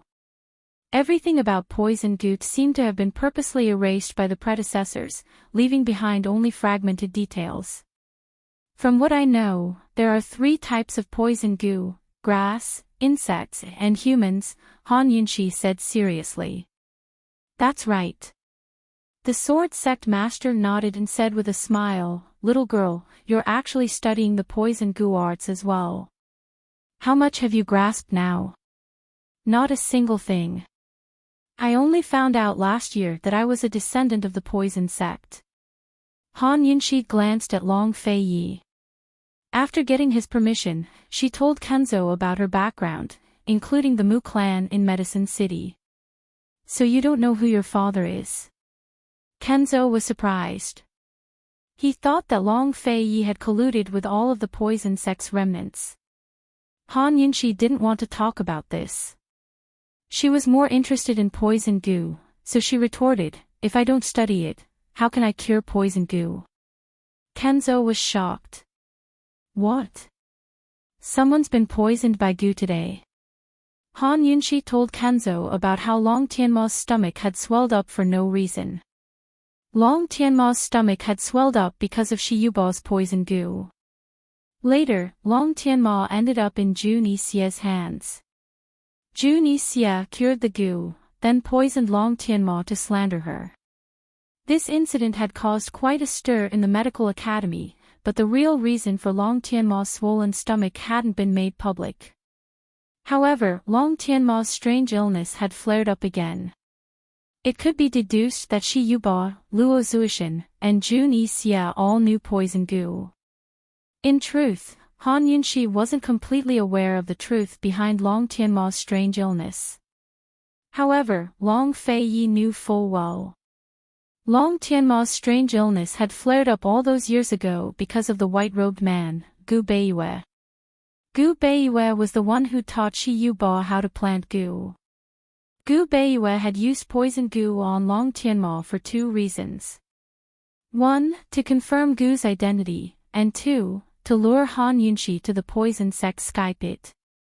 Luo Zuishan didn't actually know poison goo, but he was one of Gu's men. Thus, Gu had told Luo Zuishan the truth behind Long Tianma's illness so that Luo Zuishan could contend against Shi Yubao. He'd wanted to expose Shi Yubao in a public setting like this and bring shame to the medical academy. Unfortunately, Jun Yixie had interfered and ruined Gu's plans. Even so, Gu Beiyue had still lured Gu to Medical City and confirmed that Gu was Medical City's ghost genius, Shao Qi. The medical academy had been interrogating Shi Yubao and investigating Jun Yixie all these years, but they'd never suspected that Gu Beiyue and Gu were the 2 instigators. Long Fei didn't speak from beginning to end. "I didn't expect so many people to know about poison goo. It looks like medical sect didn't completely exterminate the poison sect back then." Kenzo sighed with emotion. "What happened back then?" Han Yunxi asked. "Medical City exterminated the poison sect because of the poison goo technique. The highest level of the poison goo technique involves using humans as goo to raise poison goo humans who won't age, die, or die." As soon as Kenzo finished speaking, Han Yunxi anxiously asked, "Did they succeed?" Long Fei Yi was also curious about this matter. He knew that Gu had an undying and indestructible body, but he didn't know if he was immortal or not. Long Fei didn't know the real reason why Gu had been expelled from Medical City when he was very young, or when he'd gained an undying and indestructible body. No. Kenzo was very certain. Using humans as Gu was nothing more than a hypothesis. There weren't even any poison Gu recipes or poison Gu techniques. There were only grass Gu and insect Gu. Moreover, Medical Sect destroyed the Poison Sect back then and destroyed all records related to the Poison Gu technique.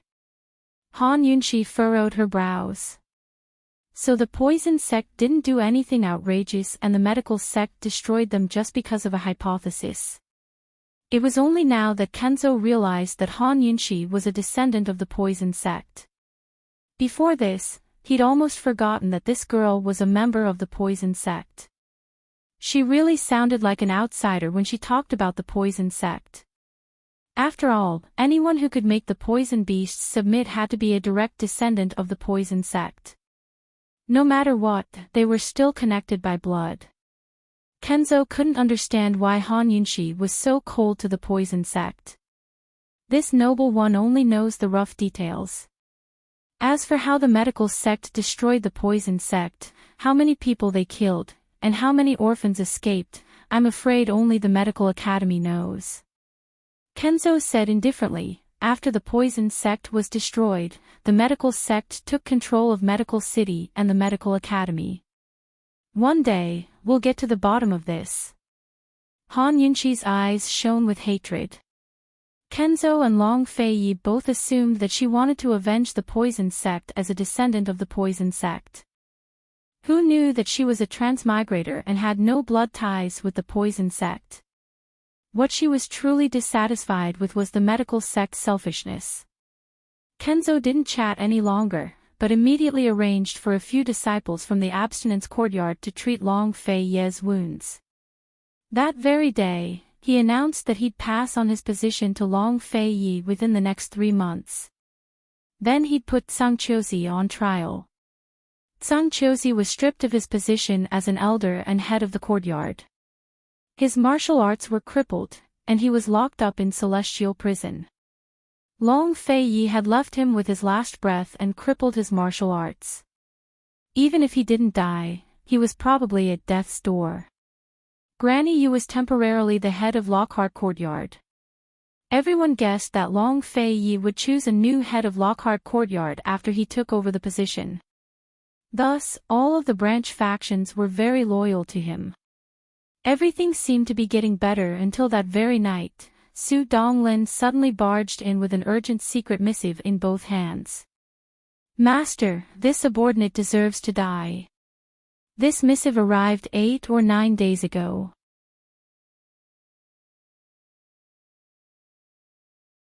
Chapter 754. An urgent letter that was sent 8 or 9 days ago. And it was especially urgent. Long Fei and Han Yunxi looked at each other in dismay. They were both very uneasy. Ever since they came to Tianshan Mountain, the Commander-in-Chief's office in Zhongnan had only sent urgent letters. There had never been an especially urgent letter. What on earth had happened?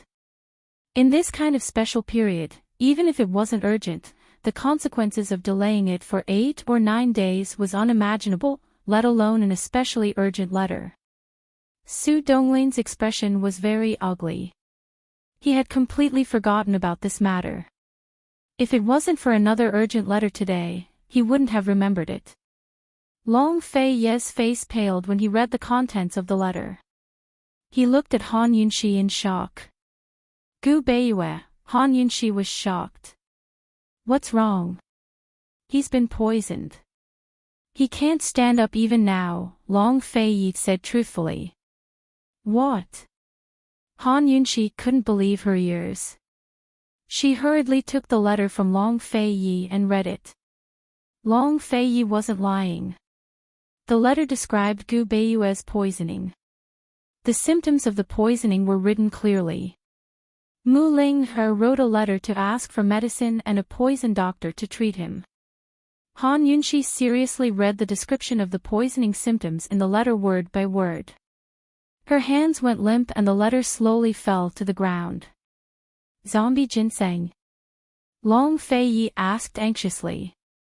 The letter described this poison. Han Yunxi looked at him and didn't say anything for a long time. Her back was already drenched in cold sweat. Long Fei Yi and Su Donglin didn't know what zombie ginseng was, but Kenzo knew. He was very shocked. Is it really zombie ginseng? Does such a thing really exist? The diagnosis was made by the people in Medicine Ghost Valley. It shouldn't be wrong, Han Yunxi murmured. The letter explained the situation in detail. Gu Beiyue's legs had recovered and he could walk freely. However, because of the poison, his legs seemed to be anesthetized and he lost feeling again. Mu Linger immediately thought of Gu, but unfortunately, she couldn't find him. She had no choice but to invite the old housekeeper of the Medicine Ghost Valley. The old housekeeper confirmed that Gu Beiyue was poisoned by the very rare corpse ginseng. The so-called corpse ginseng was a poisonous herb. It was a ginseng plant that grew near graves. Its shape was very similar to ginseng, but it was much bigger than ginseng. This kind of poisonous grass grew in dark and rancid soil. Tombs that were invaded by moisture were the most suitable environment for them to grow. This thing was both medicine and poison. It was called medicine because it had an anesthetic effect. Han Yunxi remembered that she had read about it in ancient books. Divine Dr. Huatuo had used it as an anesthetic. It was called poison because if a certain amount of it was placed in wine, it would cause paralysis all over the body. The person would lose all feeling in their limbs, and they would become half dead until they died completely. Han Yunxi's heart was in a mess. She didn't have time to think about how Gu Beiyue was only poisoned in his legs. The poisoning in his legs was considered a local poisoning. After a long time, the poison would spread to the whole body. This poison is highly toxic. It has been 8 or 9 days. I'm afraid, it's not good.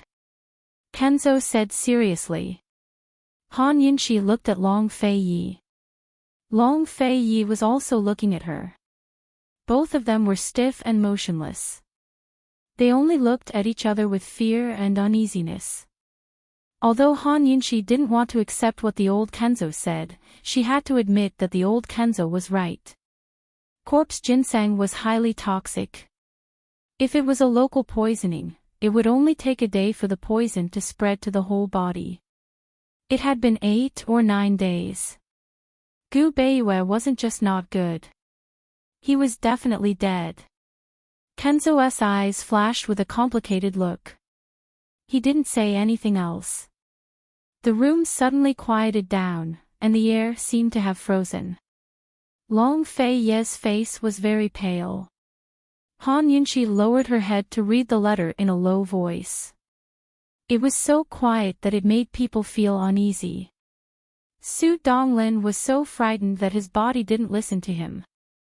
He couldn't move. After a while, he could barely move. He trembled as he handed over the letter and stammered, "Master, this was just delivered." When he said this, everyone looked over. Long Fei Yi scolded coldly, "Why didn't you take it out earlier?" Su Donglin didn't dare to say a word. He presented the letter to Long Fei Yi with trembling hands. Long Fei Yi was calm. He opened the letter and asked, "Is there more?" No. Just these two. Su Donglin's teeth kept chattering. Gu Beiyue had been poisoned 8 or 9 days ago. He had sent a letter asking for help. Why hadn't there been a single letter during this period? Could it be that he couldn't be saved? The other side didn't dare to report it until today. Han Yunxi didn't dare to think further. She looked at the letter in Long Fei Ye's hand and prayed in her heart that it wasn't bad news. This was the first time she realized that she was so easily frightened. She had been frightened by Long Fei Yi for the past few days. She couldn't take any more shocks. She prayed inwardly, but she couldn't wait any longer. When Long Fei opened the letter, she asked, "What does it say?" Gu Beiwe, he. Long Fei looked at her and exhaled. He can still be saved, right? He's still alive, right? Han Yunqi asked anxiously. He's still alive. The poison only started spreading last night. Long Fei sighed in relief. Even he didn't understand why he couldn't bear to see Gu Beiwe, the Shadow Clan's orphan. Han Yunqi's heart finally settled back into her chest. She was so moved that she wanted to cry. Of course, she didn't have time to cry, much less rejoice. She immediately took the letter in Long Fei's hand and found that it was written this morning. It explained Gu Beiwe's current situation in detail. Because they hadn't received a reply, Mu Linger went to look for Bailey Yuanlong. They didn't know the situation on Celestial Mountain, so they didn't dare to rashly send another letter. Gu Beiwe's poison had been sealed in his leg with acupuncture. In addition, the medicine Ghost Valley had provided him with some medicine to temporarily slow down the poison's outbreak. That was why he had been able to drag it out for so many days. But since last night, the poison couldn't be sealed and was showing signs of moving to his upper body.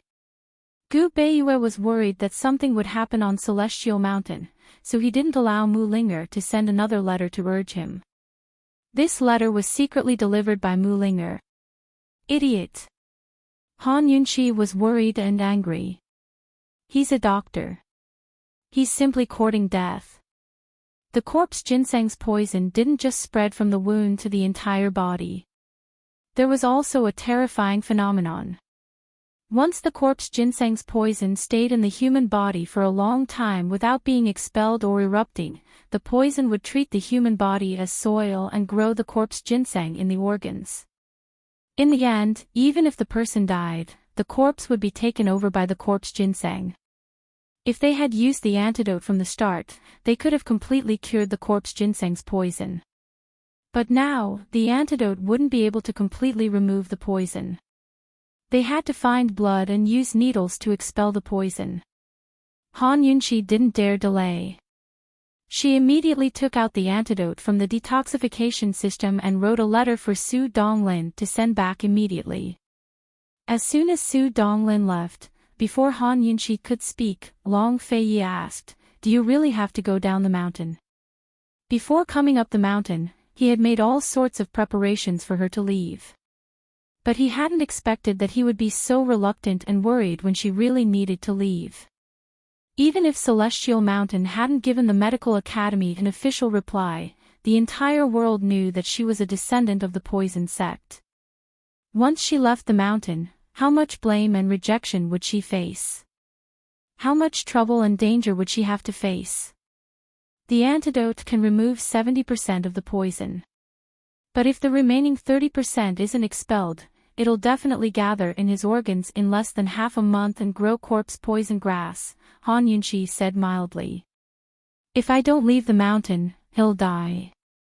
Long Fei had just woken up from his serious injuries and was too weak to leave the bed. How could Han Yunqi bear to leave? How could she not worry? But this was a matter of life and death. She had to be cruel to Long Fei and herself. Gu Beiwe was her best friend. How could she leave him in the lurch? Moreover, it wasn't easy to get poisoned by corpse ginseng. She suspected that there was a spy by Gu Beiwe's side. Third, Bailey Yuanlong was a military general and didn't know how to play politics. Long Fei had been away from her for so long, but Gu Beiwe had been supporting Bailey Yuanlong from the back. Especially now that her identity as a poison sect disciple had been exposed, it was Gu Beiwe who had turned the tide and stabilized the situation. If anything happened to Gu Beiwe, Long Fei's current situation would cause internal strife in the south-central region. Whether it was for public or private reasons, Han Yunqi had to leave the mountain as soon as possible to save him. Long Fei knew these complicated relationships better than Han Yunqi did. He hid his reluctance in his heart and said calmly without hesitation, "I'll immediately arrange for you to leave the mountain in secret. Tell the outside world that Celestial Mountain is still investigating you and won't let you leave until the matter is clear." "All right." Han Yunqi hesitated. "There's only one way down the mountain, and you'll leave tonight. Have the shadow guard pick you up at the foot of the mountain," Long Feiyi said. Han Yunqi was very obedient. The two looked at each other and didn't say anything else. When night fell, Han Yunqi packed her things. Before she left, she said to Long Feiyi, "Recuperate well. Once the poison is cured, I'll be back." Long Feiyi was very obedient. Han Yunqi was silent for a moment, then said, "I'm leaving, so you don't have to send me off. Wait for me to come back. Can you pick me up at the foot of the mountain?" Long Feiyi didn't reply immediately. He stared at her for a long time before finally replying, "All right. Then I'm leaving," Han Yunqi said. The old Kenzo and Su Donglin had been waiting outside for a long time. Long Feiyi nodded. Han Yunqi looked like she still wanted to say something, but in the end, she bit her lip and turned to leave. Just as she reached the door, Long Feiyi called out, "Han Yunqi." Han Yunqi immediately stopped, but she didn't turn back. She waited for a long time, but Long Feiyi didn't say anything. Finally, she turned back. "Is there anything else?" He smiled. "Why don't this prince go down the mountain with you?" She smiled back. "Sure, then I'll help you pack up. Let's go together." "Okay." He agreed happily. However, she didn't move. They both knew that this was just a joke. He had to recuperate, so he couldn't go down the mountain. "Long Feiyi, goodbye." Han Yunqi became serious. Long Feiyi didn't say anything. He waved his hand, indicating for her to leave quickly. This time, Han Yunqi didn't turn back, and Long Feiyi didn't ask her to stay either. Creak. The door closed, and the two of them couldn't see each other again. They were separated by life and death, and they didn't even have time to say a few words. How could they be separated so quickly? Han Yunqi's clear eyes glistened with tears under the moonlight. "Shirzuan, let's go." Under the old Kenzo's arrangements, several imperial bodyguards and Su Donglin escorted Han Yunqi down the mountain secretly. However, she didn't expect that there was a group of people waiting for her at the foot of the mountain.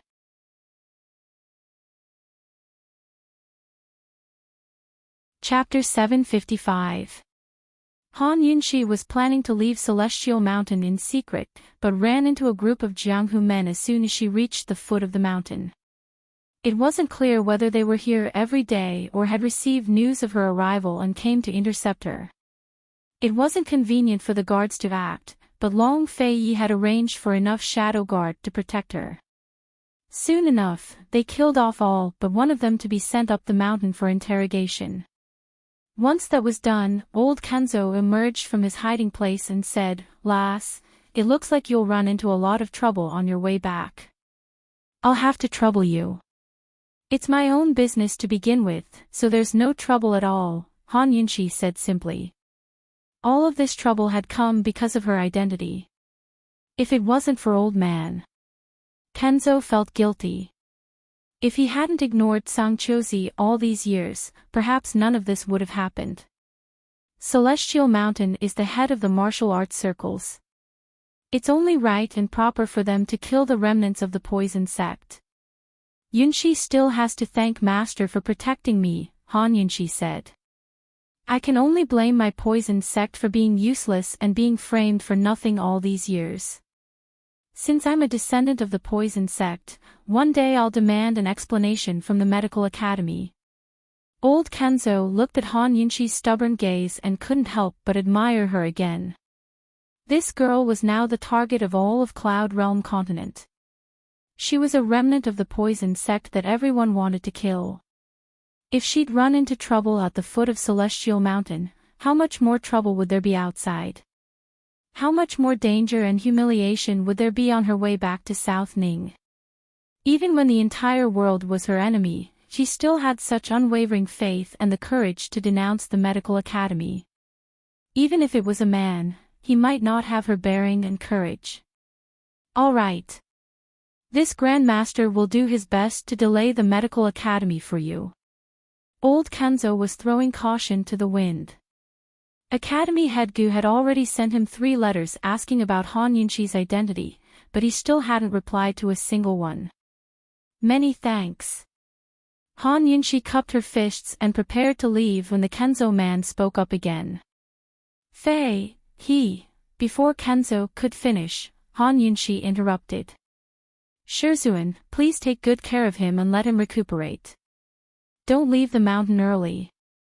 Han Yunshi paused for a while and said, help me pass a message to him. Just say.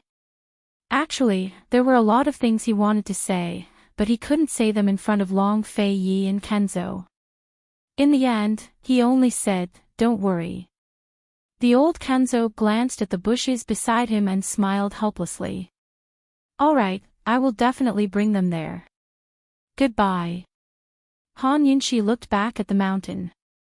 Unfortunately, she couldn't see anything except for the stars in the sky. No matter how much he lingered, he would have to leave eventually. She firmly believed that today's parting was for a better reunion in the future.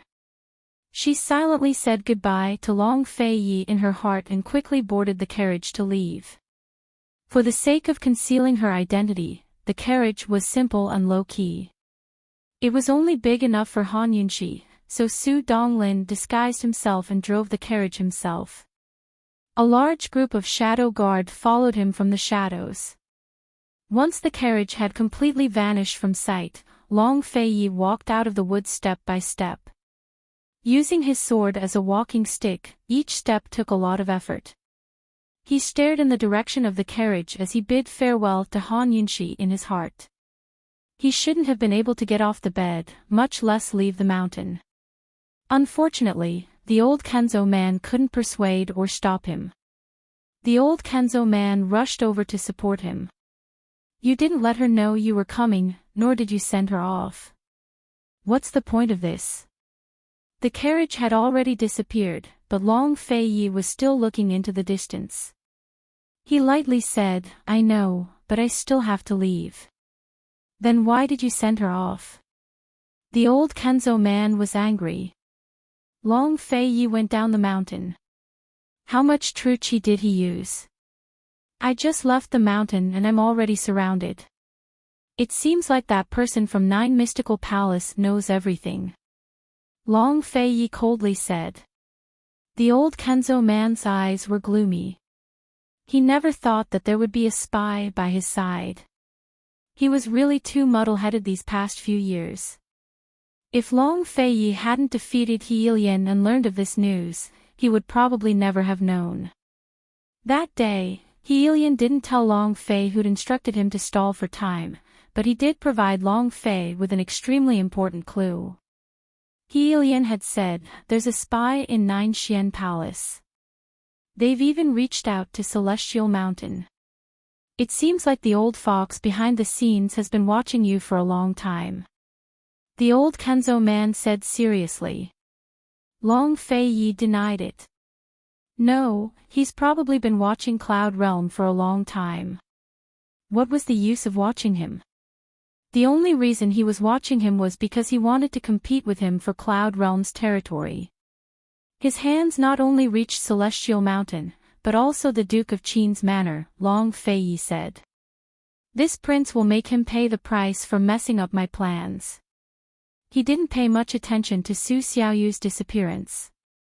It wasn't because he was too busy with Celestial Mountain's affairs, but because he already knew. After Su Xiaoyu lost her memories, she continued to stay by Han Yunshi's side. He had always sent people to keep an eye on Su Xiaoyu's whereabouts. No matter what, South Ning Prefecture was still his territory. It wasn't easy to lose a person. He was only using Su Xiaoyu as bait to beat her at her own game. He hadn't told Han Yunxi the truth because he was worried that Han Yunxi wouldn't bear to part with Su Xiaoyu.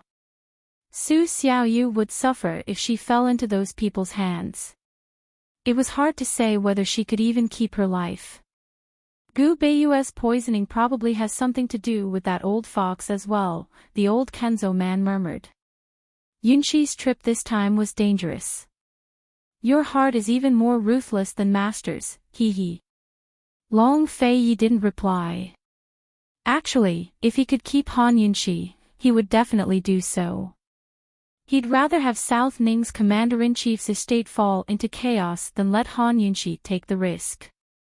Nor did he want Han Yunxi to face the world's curses alone.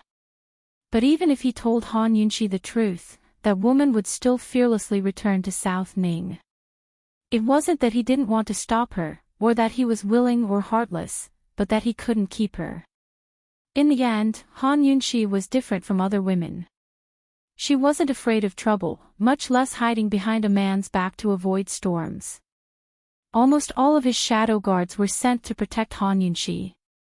At the same time, he kept an eye on Lockhart Courtyard, Sword Depository, and Scripture Depository. As long as those three didn't make a move, no one in the world would be able to oppose the shadow guards he'd sent this time. He only hoped that her journey would be smooth. At this moment, a white-haired honored elder emerged from the shadows to urge Long Feiyi to return. He was here to help Long Feiyi control the lustbite energy. Fei, have you forgotten the taboo of the lustbite energy? The honored elder cold asked. Long Feiyi and Elder Kenzo didn't understand the lustbite energy, but the honored elder had discovered it while treating Long Feiyi's injuries. The honored elder's understanding of the lustbite energy far exceeded theirs. The lustbite seal's greatest taboo was the word desire. Thus, before the seal was lifted and the user could control the energy, all their previous efforts would be wasted if they lost their virginity. Meanwhile, the lustbite seal's greatest taboo was the word affection. The lustbite energy was the highest level of martial arts in Cloud Realm continent. Once one mastered it, they would be invincible in the martial arts circles. But when faced with a loved one, the lustbite energy would be completely suppressed. In other words, if Han Yunxi faced him with a sword one day, he would lose all of his internal energy in front of Han Yunxi. The so-called lustbite meant that emotions could devour a person. In other words, if someone wanted to kill him, the best way wasn't to face him with a sword, but to borrow Han Yunxi's hand. I remember. Long Feiyi replied to the honored elder seriously. Because of this taboo, he was afraid that he would have to rein in his love for Han Yunxi. The old fox behind Heilian must know something to let Heilian stall for time. If by any chance that old fox understood the lustbite energy as well, then Han Yunxi would be in even more trouble. Long Feiyi looked into the distance again before suppressing his worries and returning to the mountain with the honored elder. This night was especially long. Han Yunxi sat in the carriage. Although she kept telling herself to use this free time to cultivate and familiarize herself with the second level of the poison storage space, she couldn't calm down. She couldn't help but wonder what Long Feiyi was doing. Was there an antidote in the world that could cure the lovesickness poison? At least, Han Yunxi wouldn't be able to develop one. However, she didn't have time to think about the lovesickness anymore. Because, the moment they left Tian Shan, before the sun had even risen, she ran into trouble again. A large group of righteous sects suddenly appeared and surrounded the carriage tightly. The news spread so quickly. Looks like we can't hide our whereabouts anymore. Han Yunxi said softly. Master, you can continue to rest. It's not a big deal. Su Donglin said seriously. He sat in the carriage without moving, allowing the accompanying shadow guard to deal with those so-called righteous sects. The shadow guard that Long Feiyi selected to protect them were naturally the best of the best. One of them was enough to fight against 10 people. Very quickly, the group of people was wiped out. The shadow guard wanted to silence them, but Han Yunxi stopped him. In any case, we can't hide our whereabouts anymore. Let's just spare their lives so that people won't gossip. Only the heavens knew how many more people she would encounter along the way. If she killed all of them, the medical academy would definitely make a big fuss about it. Even if we don't kill them, we still have to teach them a lesson. We have to let them know that we're not easy to bully. Su Donglin said as he drove the carriage over a pile of injured people. As expected, the news spread very quickly. Han Yunxi and the others had been on the road for 3 days, but they had already been ambushed and attacked 20 times. Almost every 4 hours, they would be ambushed and attacked once. She could recite all the curses that were thrown at her. They were nothing more than a witch, disaster, scourge, hypocrite, and so on. They said that she had an ulterior motive for opening Pill Fiend Pharmacy, and that she had used bewitching techniques to gain the favor of the King of Medicine. If it weren't for the fact that Long Fei Ye's shadow guard was strong enough, Han Yunxi would have been killed by his sword a long time ago. If it weren't for the fact that Han Yunxi's mind was strong enough, she would have been drowned by the spit of those righteous warriors. Everything was going smoothly. However, on the morning of the 5th day, they were surrounded by the people of Liberty City. Unexpectedly, Liberty City had turned out in full force.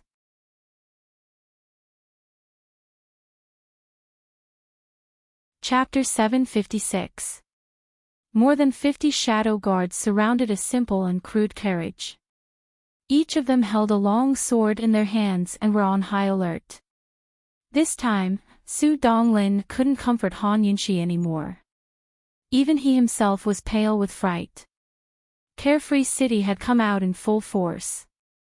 This was too unexpected. The shadow guard surrounded them 3 times in a tight circle. The people of Carefree City were right in front of them.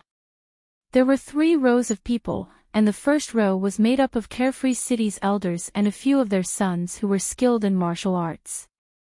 Su Donglin had seen all of them in the City of Daughters last time, but there was one person he didn't recognize. That person was in his early 50s. He held a double-edged sword in his hand and had a full beard. His eyes were cold and stern, and he exuded an imposing aura. He stood there like a ferocious god. Even Han Yunxi, who didn't know martial arts, could clearly sense his killing intent. "Mistress, is he, Su Donglin stammered. Han Yunxi was relatively calm. She said, he should be Carefree City's city lord, Qi Zonglin. He's ranked 4th in Cloud Realm Continent, second only to Tang Zijin. Han Yunxi laughed at herself. I didn't expect him to come. This princess's life is really valuable. Mistress, we can't beat them. Su Donglin wasn't belittling himself, nor was he trying to boost their morale. He was speaking the truth. We really can't beat them. Han Yunxi was calm, but a chill ran down her spine. Qi Zonglin alone was enough to deal with more than 50 shadow guard, to say nothing of the others. Just how determined was he to kill her?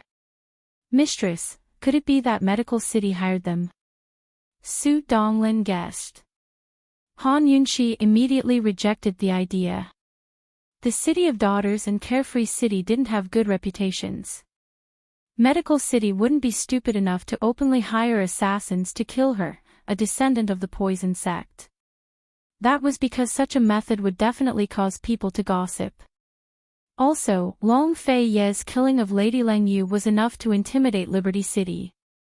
It was unlikely that Qi Zonglin would come out to kill her just because of the commission. Without enough temptation, Qi Zonglin would not act rashly. Because he could not afford to offend Long Fei Yi, let alone Sky Mountain. There must be something fishy behind this. If he doesn't have an ulterior motive, then he must have gotten some information, Han Yunxi guessed. Master, no matter what his purpose is, let's think about how to save our lives first.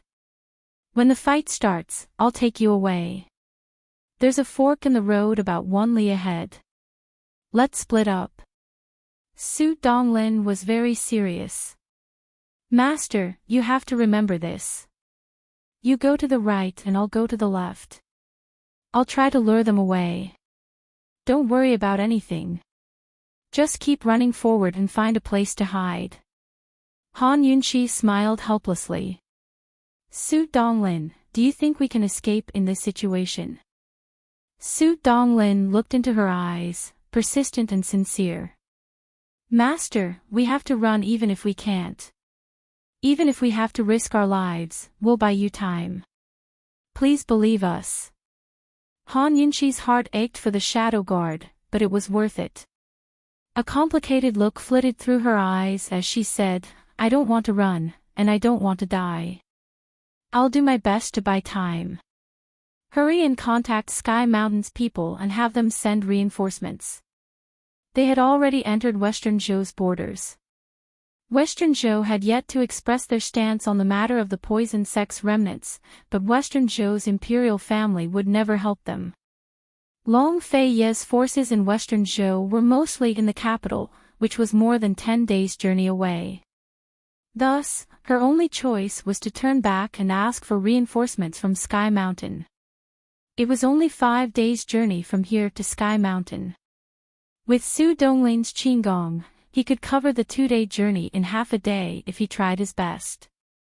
He didn't need to go to Sky Mountain himself. All he had to do was send out a distress signal and reinforcements would definitely come. Han Yunqi didn't know how long she could stall for, but she had to do her best no matter what. She had to survive. Gu Beiyue was still waiting for her to save him. Long Fei Yi was still waiting for her to return. Her life was very precious. From a distance, the two forces looked like they were about to break out into a fight. Han Yunqi walked out of the heavy protection to face the people of Carefree City. Her appearance attracted the attention of everyone in Carefree City. Su Donglin used this opportunity to slip away from the back. He, I presume this must be the famous Qin Wangfei, Han Yunqi. Qi Zonglin was surprised.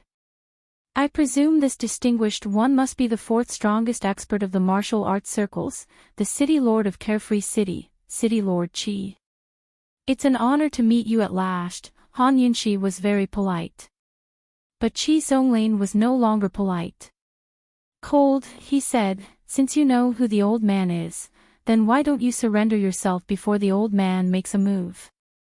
Yunqi wants to know the reason for her death. I wonder who wants to buy Yunqi's life? Han Yunqi asked modestly. Qi Zonglin said seriously, this time, Carefree City is enforcing justice on behalf of the heavens and the people of the world. We won't take a single cent. Han Yunqi finally laughed, but it was a cold, mocking laugh. What are you laughing at? Qi Zonglin asked. City Lord Qi, when did you start enforcing justice on behalf of the heavens? What, has Carefree City been frightened by the Duke of Qin? Are you so eager to curry favor with those righteous sects?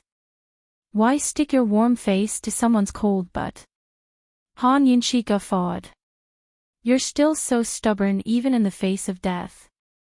This city lord would like to see how long you can keep laughing.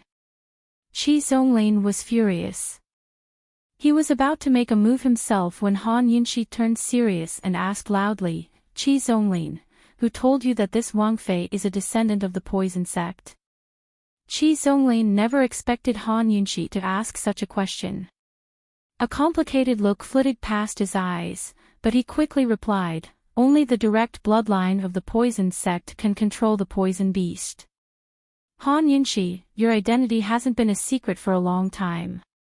Old man advises you to be tactful and surrender yourself. Poison beast. Dare I ask City Lord Qi, which eye of yours saw the poison beast? Han Yunqi asked again. Qi Zonglin naturally hadn't seen the poison beast with his own eyes, but he was certain. The disciples of Celestial Mountain's 2 pavilions and courtyards all saw it with their own eyes. Could it be false? Celestial Mountain disciples? Han Yunshi shook her head helplessly. Then may I ask which disciples saw it with their own eyes? Also, when did Celestial Mountain step out to accuse this Wang Fei of being a descendant of the poison sect? Qi Zonglin had no answer. Han Yunshi's identity had never been officially acknowledged aside from rumors.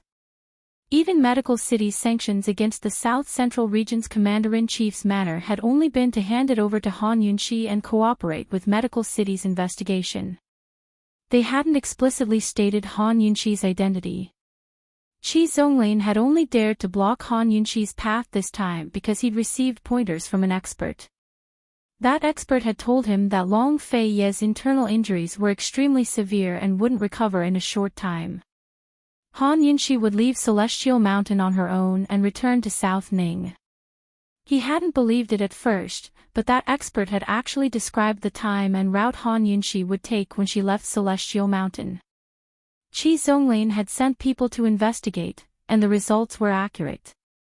No matter how stupid Qi Zonglin was, he knew that the expert was someone from Celestial Mountain, so he believed him. Carefree City and Han Yunshi had an old grudge to begin with. After being threatened by Long Fei Yi, Qi Zonglin had long been dissatisfied. How could the assassin's world be trampled underfoot by Long Fei Yi and his wife? Qi Zonglin wanted revenge and to vent his resentment. That was why he'd come out with all his might today. He wanted this matter to shake Cloud Realm Continent and let the entire world know that Carefree City wasn't to be trifled with. Of course, Qi Zonglin was also certain that Long Fei Yi wouldn't travel with them due to his injuries.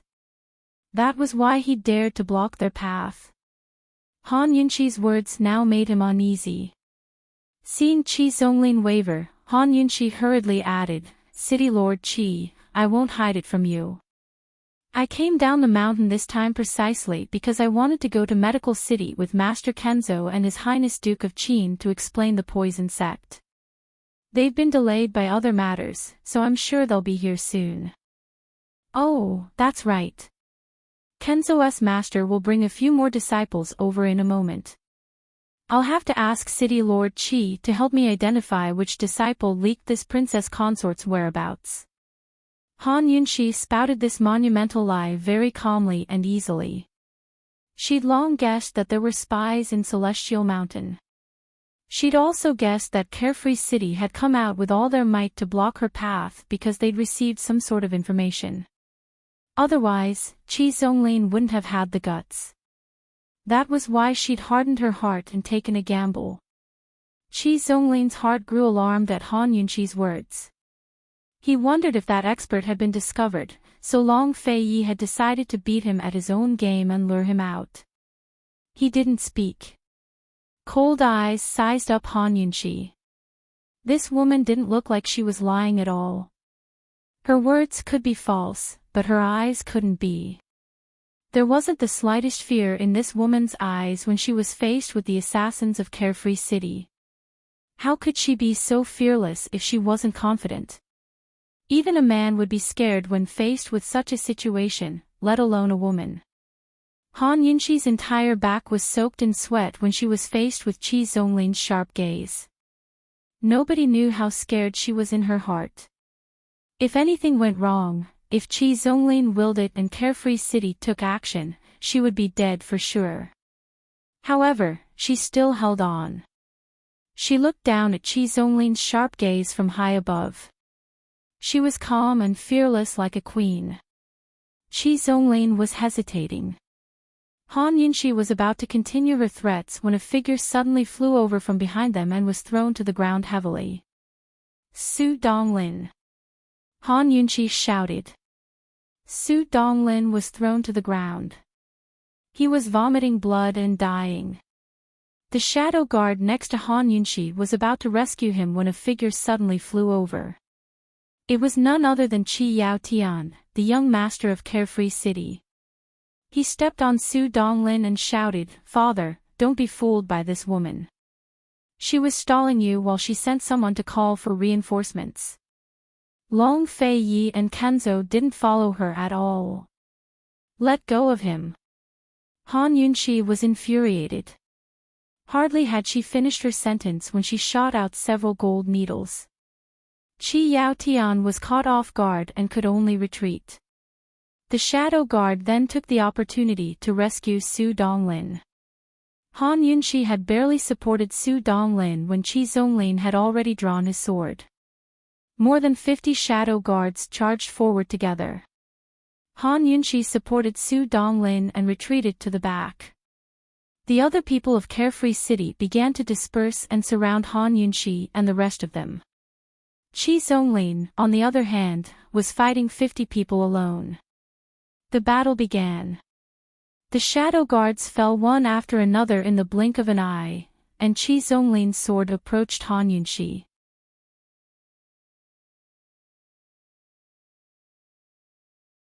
Chapter 757. Qi Zonglin's sword was right in front of Han Yunxi when his wrist was suddenly hit by a stone that appeared out of nowhere. His hand hurt, and his sword was deflected. Han Yunxi dodged in a hurry. She supported Su Donglin and backed away from Qi Zonglin. "Who's there?" Qi Zonglin demanded loudly. Unfortunately, he did not see anyone except for the assassins of Liberty City around him. Qi Zonglin's wrist hurt. He looked at it, only to discover that the stone that had just flown over was actually a seed that had sprouted in his flesh. Well, Qi Zonglin had never seen such a thing before, but he was not someone to be trifled with. He immediately drew out his dagger and stabbed it into his flesh, gouging out the seed along with its roots. The roots that he had gouged out were not short. Fortunately, he had acted fast enough. Otherwise, his hand that was holding the sword would have been seriously injured. Whoever the seed was, it did not come with good intentions. He had to capture Han Yunxi first. However, when Qi Zonglin walked toward Han Yunxi, a lazy and slightly mocking voice came from outside the crowd. "Even I don't dare to bully this woman. Qi Zonglin, are you blind?" The voice was not low, but it was impossible to tell where it came from. The surrounding assassins were all looking for the source, but they could not find anyone. Han Yunxi stopped abruptly. She looked around in disbelief, but she could not see anyone either. However, she knew who the newcomer was. This mocking voice was all too familiar. "Who are you exactly? What kind of hero are you to ambush the mayor? Come out," Qi Zonglin said coldly. He did not forget to rush toward Han Yunxi. Han Yunxi did not retreat. She glanced at Qi Zonglin's wrist and warned with a sneer, "Qi Zonglin, if you take one more step forward, do you believe that someone will feed the only antidote to the dogs?" Qi Zonglin was greatly shocked. He hurriedly looked at his wrist, only to discover that the wound on his wrist had turned black. It was a sign of poisoning. "Han Yunxi, where's the antidote?" Just as he was about to reach out to grab Han Yunxi, he suddenly felt a sharp pain in his hand. It was as if he was being burned by a raging fire. The pain was so intense that he couldn't exert any strength.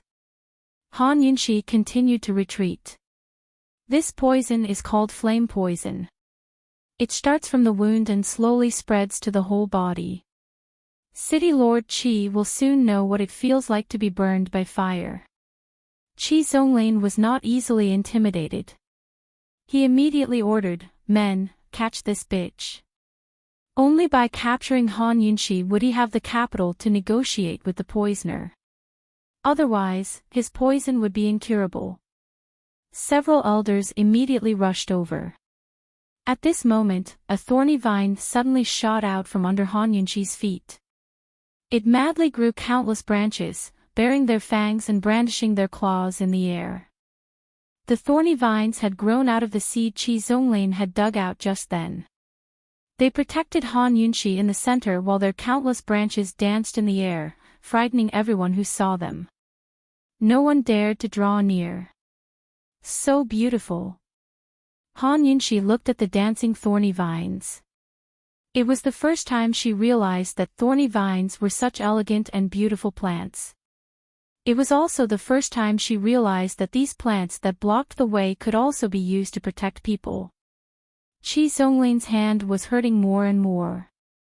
He pressed down with his other hand and said coldly, "Chop it off."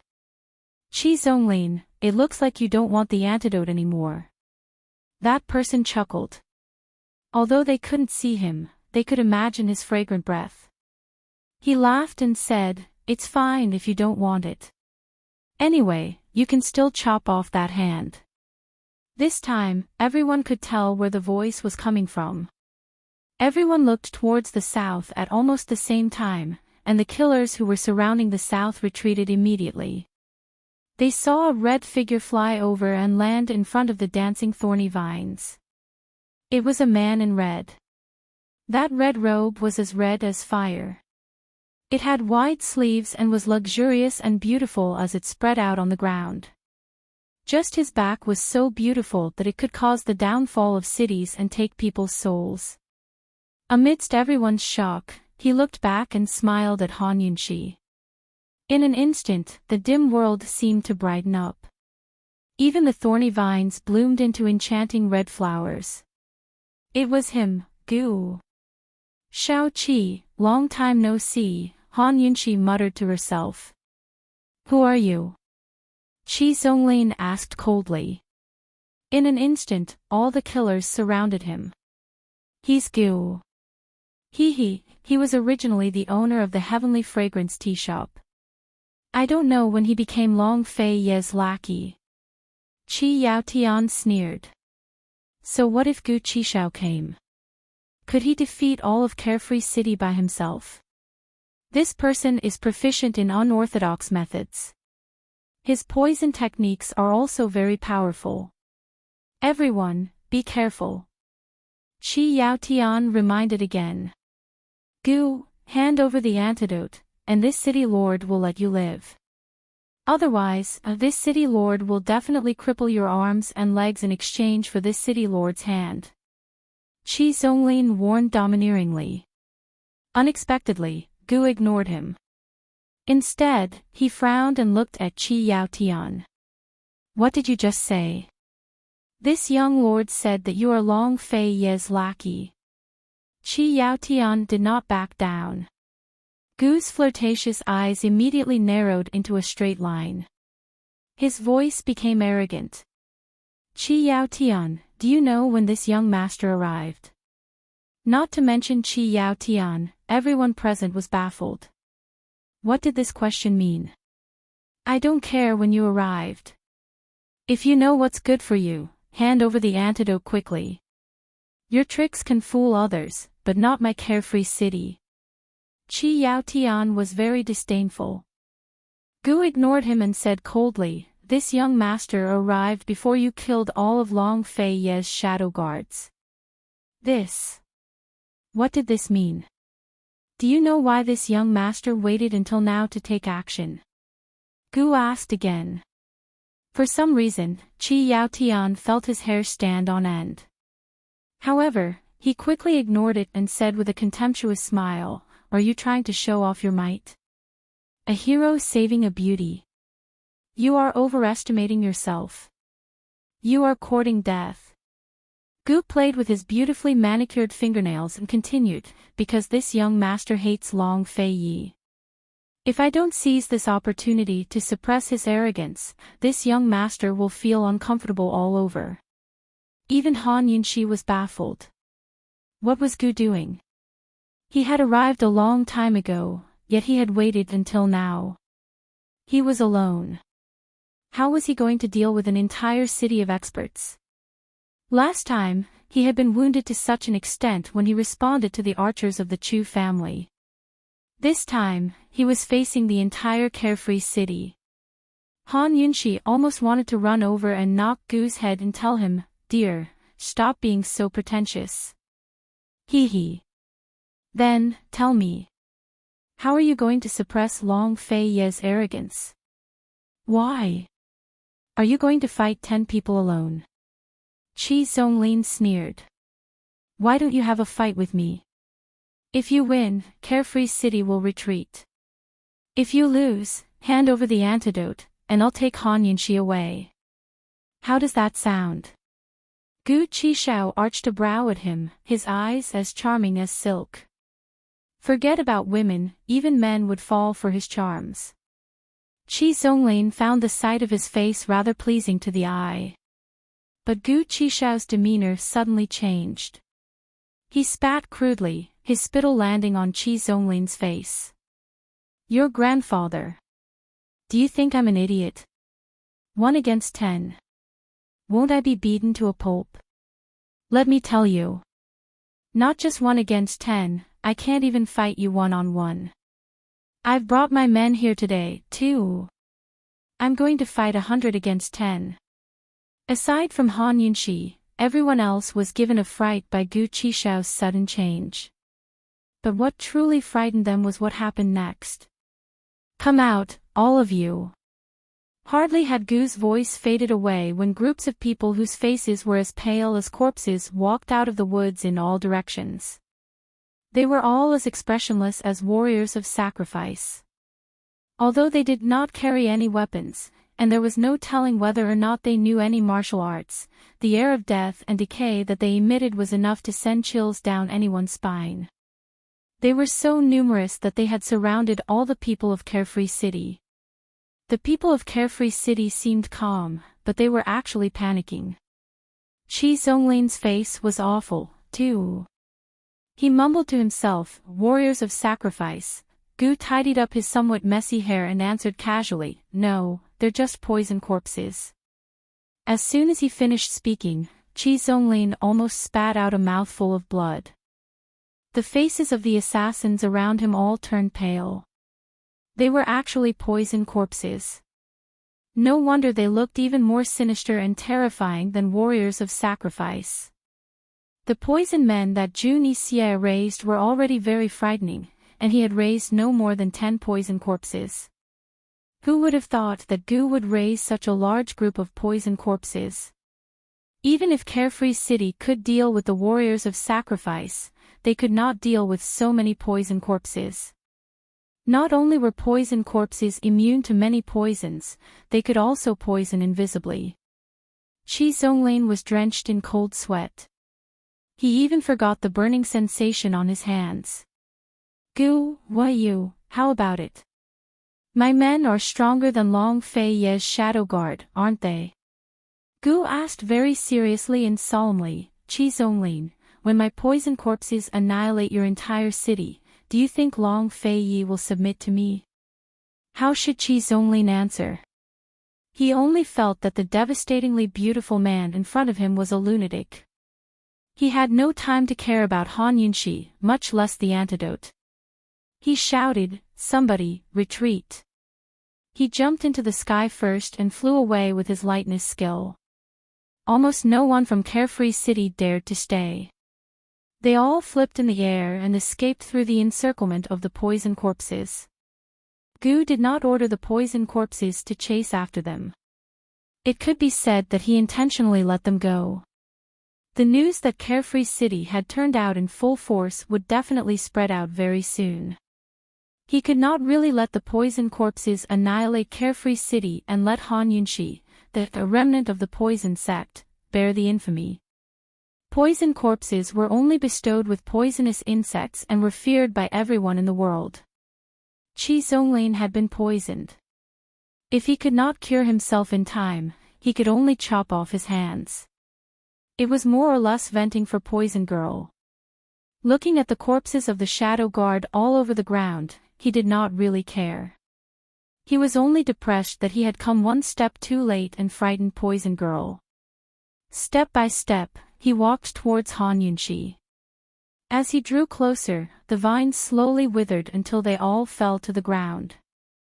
He stood right in front of Han Yunxi with a smile that could topple cities and overturn nations, his charms filling the air. Poison Girl, it's been a long time since we last met. Did you miss Qi brother? Han Yunxi was so excited that she did not know what to say. She just looked at him, and looked, is Qi brother really that good looking? Gu asked with a chuckle. This was the first time Han Yunxi had looked at his face and his smile so seriously. Although she had always known that he was very good-looking, she did not know that he was this beautiful. Gu's devastatingly beautiful and otherworldly beauty had only lasted for a moment. In front of Han Yunxi, he was just an ordinary man in the mortal world. He was not cold, not beautiful, and not enchanting. He was just like an ordinary man who loved his sweetheart and cared about the most ordinary things, such as food, oil, salt, soy sauce, and tea. He hurriedly took out a water bottle from his sleeve and handed it to Han Yunxi. "You must be thirsty. Drink quickly. It's warm and neither too hot nor too cold. Don't drink too much. I even brought you some food." He rushed to the carriage in the forest and brought back a three-tiered food box. When he opened it, it was filled with piping hot food. He said, "Poison girl, after such a long journey, you must have not eaten hot food for several days, right? Drink some soup to warm your stomach first." As soon as he learned of Han Yunxi's whereabouts this morning, he had personally prepared food and brought it over.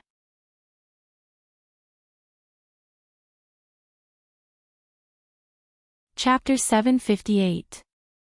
Han Yunxi indeed hadn't eaten hot food for several days.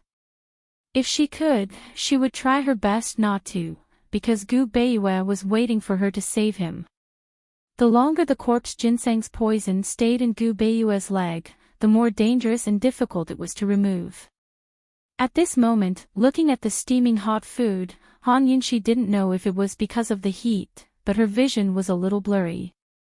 Unlike Long Fei Ye's simple food, Gu was a very typical foodie. Even the takeout food was carefully selected and meticulously cooked. It could be said that it was full of color, aroma, and taste. He personally scooped a bowl of soup and handed it to Han Yunxi. Han Yunxi looked at the kettle and then looked at the hot soup. She asked confusedly, "What do I drink first?" "Drink a mouthful of water to moisten your throat, then drink the soup." Gu was very serious, and his voice was so gentle that he didn't realize it himself. Han Yunxi was really not used to his seriousness. It made her very uncomfortable in front of him, and she couldn't relax. She sniffled, and her vision suddenly became much clearer. Her heart also seemed to calm down a lot. "We're in a hurry. Why are you so particular?" She took the hot soup and drank it in big mouthfuls. This was the first time Han Yunxi accepted Gu's kindness. A bowl of hot soup in the wilderness was a bowl of very common ribs and corn, but the taste was delicious that Han Yunxi would never forget in her life. Gu saw that Han Yunxi drank it and was in a very good mood. He hurriedly scooped rice for her. Not to mention a meal, as long as she accepted, he would help her fish and pluck the moon in the water and the stars in the sky. Just as he was about to hand the rice to Han Yunxi, she didn't notice and nimbly helped the heavily injured Su Donglin into the carriage. She asked, "Old ghost, can you help him treat his injuries?" Gu glanced at him and said disdainfully, "Useless thing. I don't need his help." Su Donglin suddenly roared, "I'd rather die than need his help." Han Yunxi certainly understood Su Donglin's anger. Su Donglin had clearly heard what Gu had just said to Qi Zonglin. Han Yunxi knew that Gu's mouth was vicious, but his heart wasn't that vicious. He must have just arrived. Otherwise, he wouldn't have waited until the shadow guard was completely annihilated before showing himself. Gu didn't even bother to look at Su Donglin's anger. In fact, Han Yunxi didn't fully understand Gu. He was a very decisive and extreme person. If he liked something, he would do whatever it took to get it. If he didn't like something, he wouldn't care about that person's life or death. Similarly, he would never change. He was a good person, but at the same time, he was also a truly heartless person.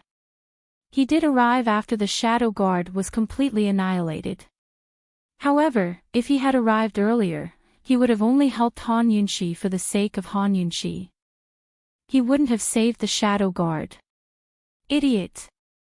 How can you believe what he said to deceive Chi Zonglin? If we didn't need his help, you and I would have been dead long ago.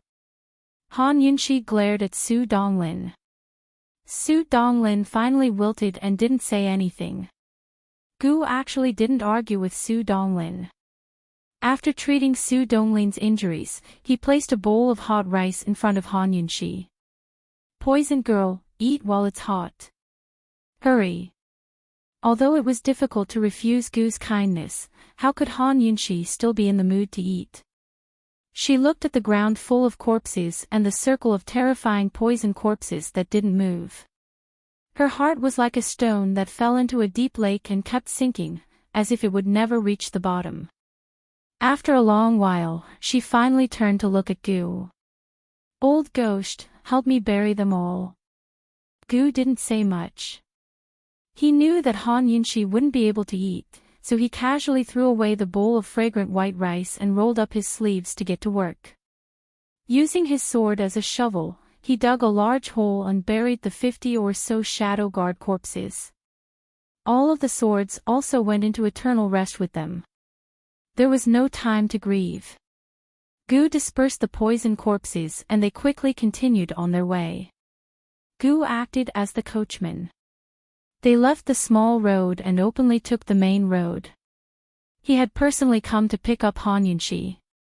That meant he wasn't afraid of anyone, including Medical City. When did you raise so many poison corpses? Han Yunxi finally asked. From what she knew, it wasn't easy to raise a poison corpse. I've been raising them in Medicine Ghost Valley. This time, I specially brought them out for the world to see. Gu smiled cold. You're harming esteemed Wang Fei again. Su Donglin bluntly rebuked. Esteemed Wang Fei's identity as a remnant of the poison sect had already been widely spread, and the medical academy had been doing all sorts of things. With Gu's ruckus, esteemed Wang Fei's crime would be confirmed. Weren't poison corpses and poison Gu what everyone feared? What's there to be afraid of? This young master was the one who raised these poison corpses. I'll take care of them. Gu was very relaxed. What are you trying to do? There's no need for you to take the blame for me.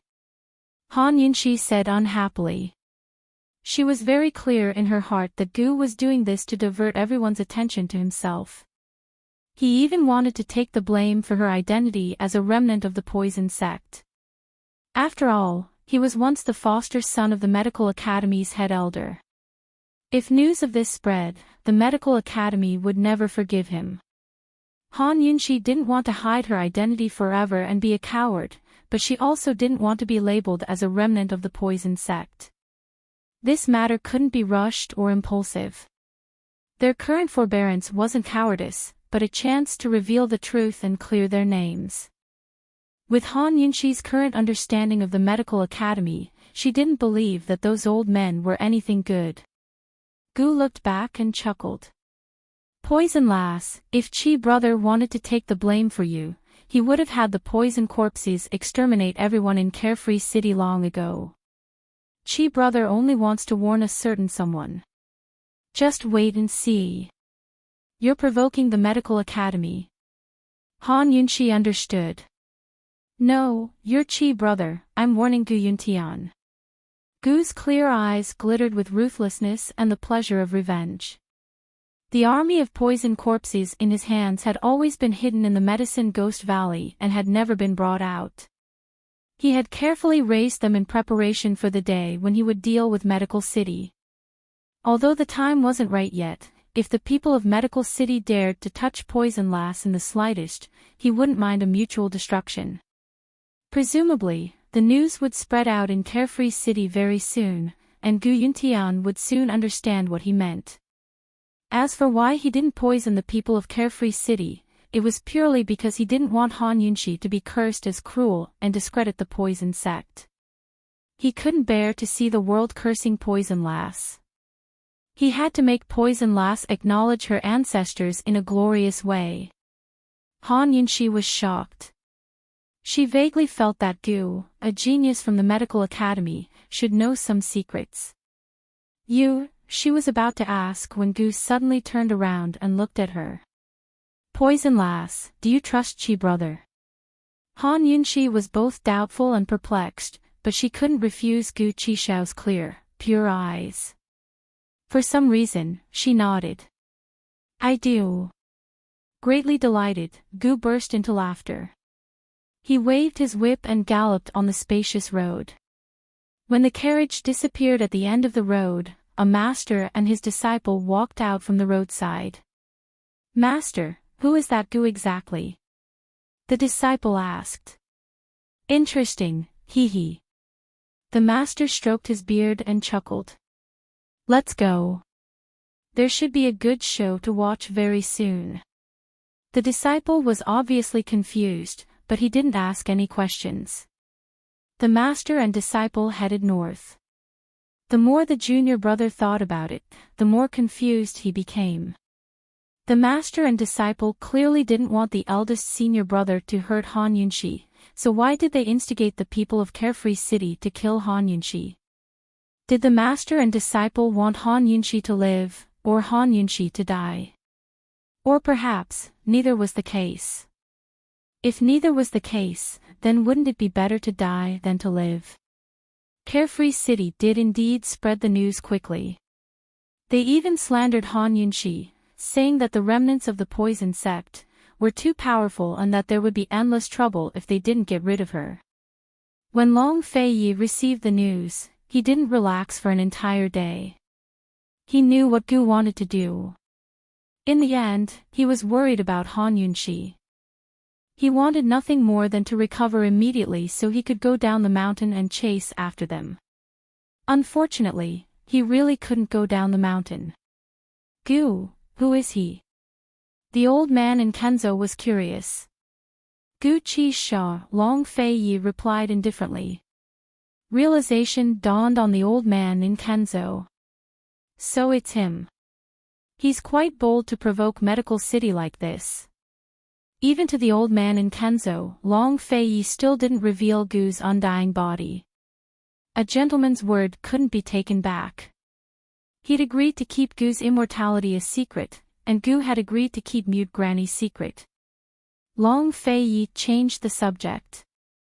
Master, how did you save Duan Muyao last time? Long Fei had only thought of the matter after 2 days of recuperation and free time. The old man in Kenzo still didn't look too good at the mention of Duan Muyao. The only way to truly let go was to forget Luo Qingling, right? He'd remembered her for a lifetime. How could he forget her at his age? However, the old man in Kenzo was no longer deformed when facing this longing, but sober. Her dantian was heavily injured, causing her to lose all of her internal energy and unable to gather qi. As long as there's enough true qi, it can be nurtured and temporarily restored. All she needs to do is find a wondrous medicine to repair it, the old man in Kenzo replied without holding back. What medicine? Long Feiyi asked hastily. The old man in Kenzo whispered 4 words into Long Feiyi's ear, causing Long Feiyi's expression to shift. Got it. Then he told the old man in Kenzo how Gu Beiyue's true qi had rebounded. The old man in Kenzo was astonished. It looks like this person is incredible. What do you mean? Long Feiyi didn't understand. He's a once-in-100 years genius. His body must have been born from the jaws of death. Once he recovers from his injuries, his internal energy will increase exponentially. Neither you nor I will be able to deal with him, the old man in Kenzo said seriously. Fei, who is he? Long Feiyi's eyes darkened. After a long time, he replied, a friend. He didn't elaborate, but asked, Master, is there any news about that wondrous medicine you mentioned? The old man in Kenzo had already sent people to search for it in order to save Duan Muyao.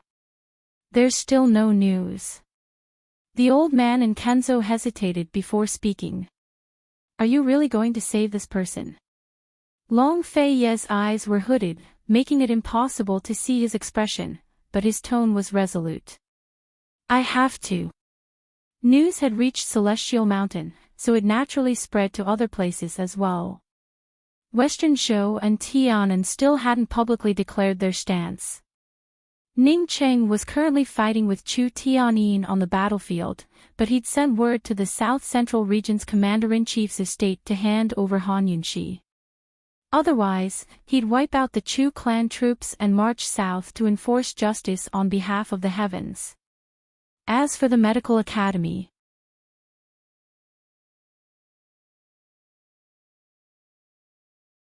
Chapter 759. As soon as news of the poison corpses reached the medical academy, the Council of Elders was the first to explode. Head Elder Ling Gai and Fourth Elder Mu Lianxin had long been banished from Medical City for inducing premature labor and lost their qualifications to practice medicine forever. Only Second Elder Li Xiuyuan, Third Elder Shen Jueming, and Fourth Elder Li Tianxi remained. During this period of time, the three of them were looking for candidates among the several directors. They wanted to recommend 2 elders to fill the vacancies. When they received the news, they happened to summon Luo Zuishan for a chat. It had to be said that the news was too shocking. Even in front of Luo Zuishan, second and fourth elder couldn't control their emotions. Goo, where did this guy come from? He can't be a descendant of the poison sect, can he? He actually raised so many poison corpses. His motives are unfathomable. I heard that Han Yunxi has a close relationship with that Gu. Even if Gu isn't a member of the poison sect, he's definitely connected to them. Third Elder Shen was the calmest of the lot. He had a personal relationship with both Han Yunxi and Gu, but he didn't know what to say now that news had spread. He refused to believe that a woman like Han Yunxi was a descendant of the poison sect who would raise poison corpses to harm the world.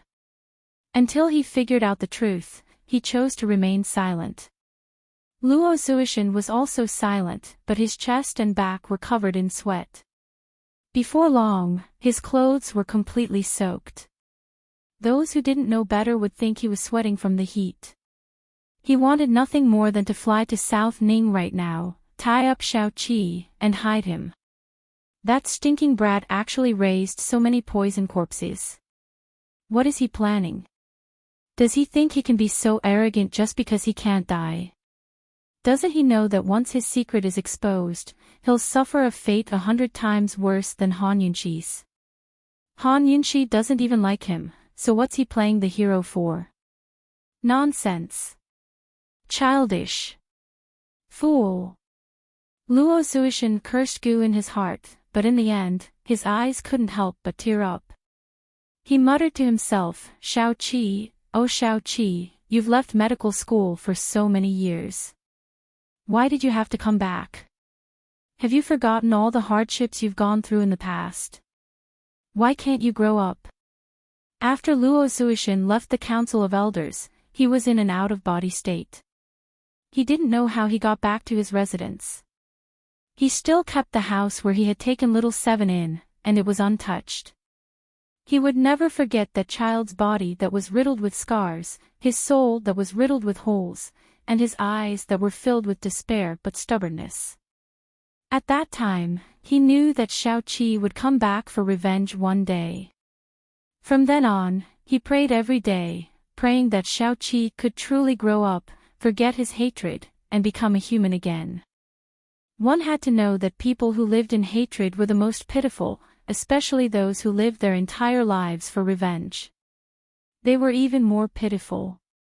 Since he had already left, wouldn't it be better to change his name and live on properly? At this moment, the head of the medical school, Academy head Gu Yuntian, was in the poison sect's forbidden grounds. His hands were clasped behind his back as he stood at the edge of a bottomless pit, looking up at the bright moon in the sky. He was dressed in elegant crescent-white robes, and his ink-black hair was pulled back. He looked casual, but he wasn't lazy. His age had added to his mature and steady aura. He was an immortal doctor, extraordinary and refined. Of course, this was all an illusion. Another person stood next to him, the one who had been expelled from the medical school, Head Elder Ling Gai. After being expelled from Medical City, Head Elder Ling had traveled through several cities like a rat on the street. After being beaten up a few times, he had secretly returned to the medical school. With Gu Yuntian's protection, it wasn't difficult for him to sneak in and out of the medical school. The moonlight shone down on the mountain, and the forest should be filled with the chirping of insects on a summer night. However, this was the poison sect, so not a sound could be heard. In contrast to the intense reactions of the Council of Elders and the Vice Academy heads, Gu Yuntian was strangely calm about the poison corpses. After a while, he sighed softly. Gu Qi Sha, Gu Yuntian, hee, interesting. In the end, Head Elder Ling wasn't as calm as Gu Yuntian. As soon as Gu Yuntian spoke, he couldn't help but say, Academy head, that brat definitely didn't lose his memories back then. He lied to us. Back then, Xiaoqi had been infected with the plague and his pulse had stopped. The two of them had thought that he was dead. Gu Yuntian had been very sad, so he'd sat at Xiaoqi's feet and chatted with Head Elder Ling about the past. He'd also mentioned many things about the poison sect, including the poison nurturing arts. Even Jun Yi Xia of the 100 Poison sect couldn't nurture so many poison corpses. Xiaoqi must have eavesdropped on their conversation and learned the secret recipe for nurturing poison humans and poison corpses. Thus, it was very likely that Gu was the Xiaoqi from back then. After the medical school destroyed the poison sect, they took control of the poison nurturing arts and didn't destroy them. Instead, the academy head kept them safe and passed them down through the generations. Poison corpses and even poison goo were far superior to martial arts. In the end, the medical school couldn't bear to destroy such powerful weapons. Perhaps that girl called Han Yunxi taught him. It's not certain whether this Gu is my Xiaoqi or not, Gu Yuntian said indifferently. Gu Qi Sha suddenly turned over a new leaf and joined forces with Han Yunxi to set up Pill Fiend Pharmacy. Gu is also proficient in poison arts and often goes in and out of Pill Fiend Pharmacy. I think there's a good chance that this is the case. He clearly knows that the poison sect is at the heart of the storm, but he still brought out poison corpses. This is clearly a provocation. Head Elder Ling was afraid. His reputation was already in tatters. If anything happened to Gu Yuntian, no one would be able to protect him. Seeing that Gu Yuntian didn't respond, Head Elder Ling continued, Academy head, as I see it, that girl Han Yunxi probably doesn't know how to nurture poison. She's skilled in detoxification, but not in poisoning. Gu is Xiaoqi from back then, there's no mistaking it. He's raised so many poison corpses, so he must be back for revenge. Academy head, I think it's best to be cautious about this matter. If Xiaoqi really does know what happened back then and tells everyone, we'll... just say that he knows. Even if he tells everyone, someone has to believe him. Gu Yuntian wasn't afraid of this at all. Xiaoqi, it's been so many years since we last met. As his father, I've missed him a lot. Gu Yuntian's attention was completely on Han Yunxi. We'll know the truth once we capture that girl and ask her, Gu Yuntian laughed heartily. Back then, the medical academy had destroyed the poison sect, but unfortunately, they hadn't managed to wipe out all of their bloodlines. Gu Yuntian only knew about the remnants of the poison sect, but he didn't know how powerful they were or where they resided. His previous academy heads had spared no effort to secretly search for the remnants of the poison sect, but Gu Yuntian wasn't interested. It wasn't until he lost Xiaoqi as a living test subject that he began to take an interest in the poison sect's Gu poison arts, the human Gu. Although the poison sect had only proposed the idea of using humans as Gu for immortality without a specific method to nurture them, Gu Yuntian firmly believed that the poison sect's descendants were still researching this. Perhaps he hadn't missed a single clue over the years. Because of what happened with Long Tianma, he had set his sights on 100 Poison sect, and Shi Yuba was still locked up in the dungeons. Unfortunately, neither of these clues had led him to any progress. Now that Han Yunxi's identity had been exposed, he was undoubtedly excited.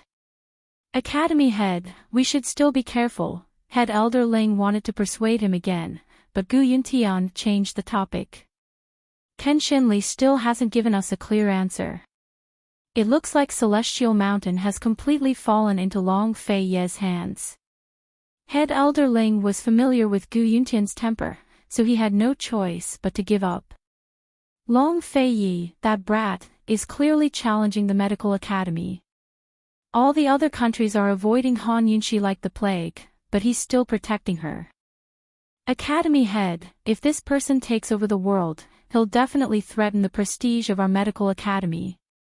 Head Elder Ling was holding a grudge. Madame Lianxin had betrayed him, and all she wanted was to revive the Mu clan.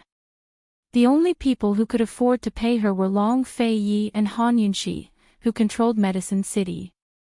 Ning Cheng is a pretty good choice. That brat knows how to adapt to circumstances. Gu Yuntian said playfully. He'd been obsessed with medical experiments all his life and had never cared about the politics of the imperial court.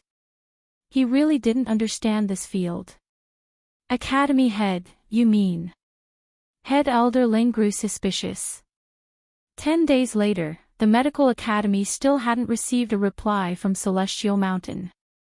However, Gu Yuntian personally issued an ultimatum to all doctors in Medicine City and the South Central regions. He demanded that Medicine City cut off all business with Pill Fiend Pharmacy or face the consequences. He also demanded that all doctors withdraw from the South Central regions or be disqualified from practicing medicine. Medicine City couldn't take the pressure anymore. Elder Wang of the Wang family wrote several letters to Long Fei Yi, and the South Central region's governor's manor sent an endless stream of urgent messages to Celestial Mountain.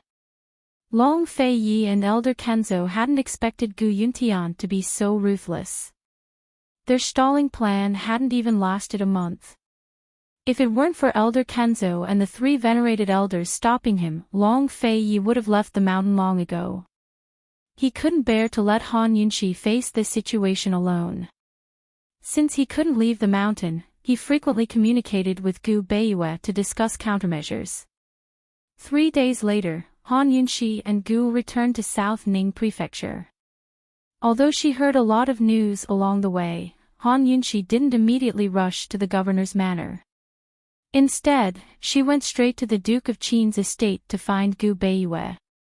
However, as soon as she arrived, she saw a large group of officials from the governor's manor, as well as the heads of the 5 great clans of the South Central regions, blocking the entrance.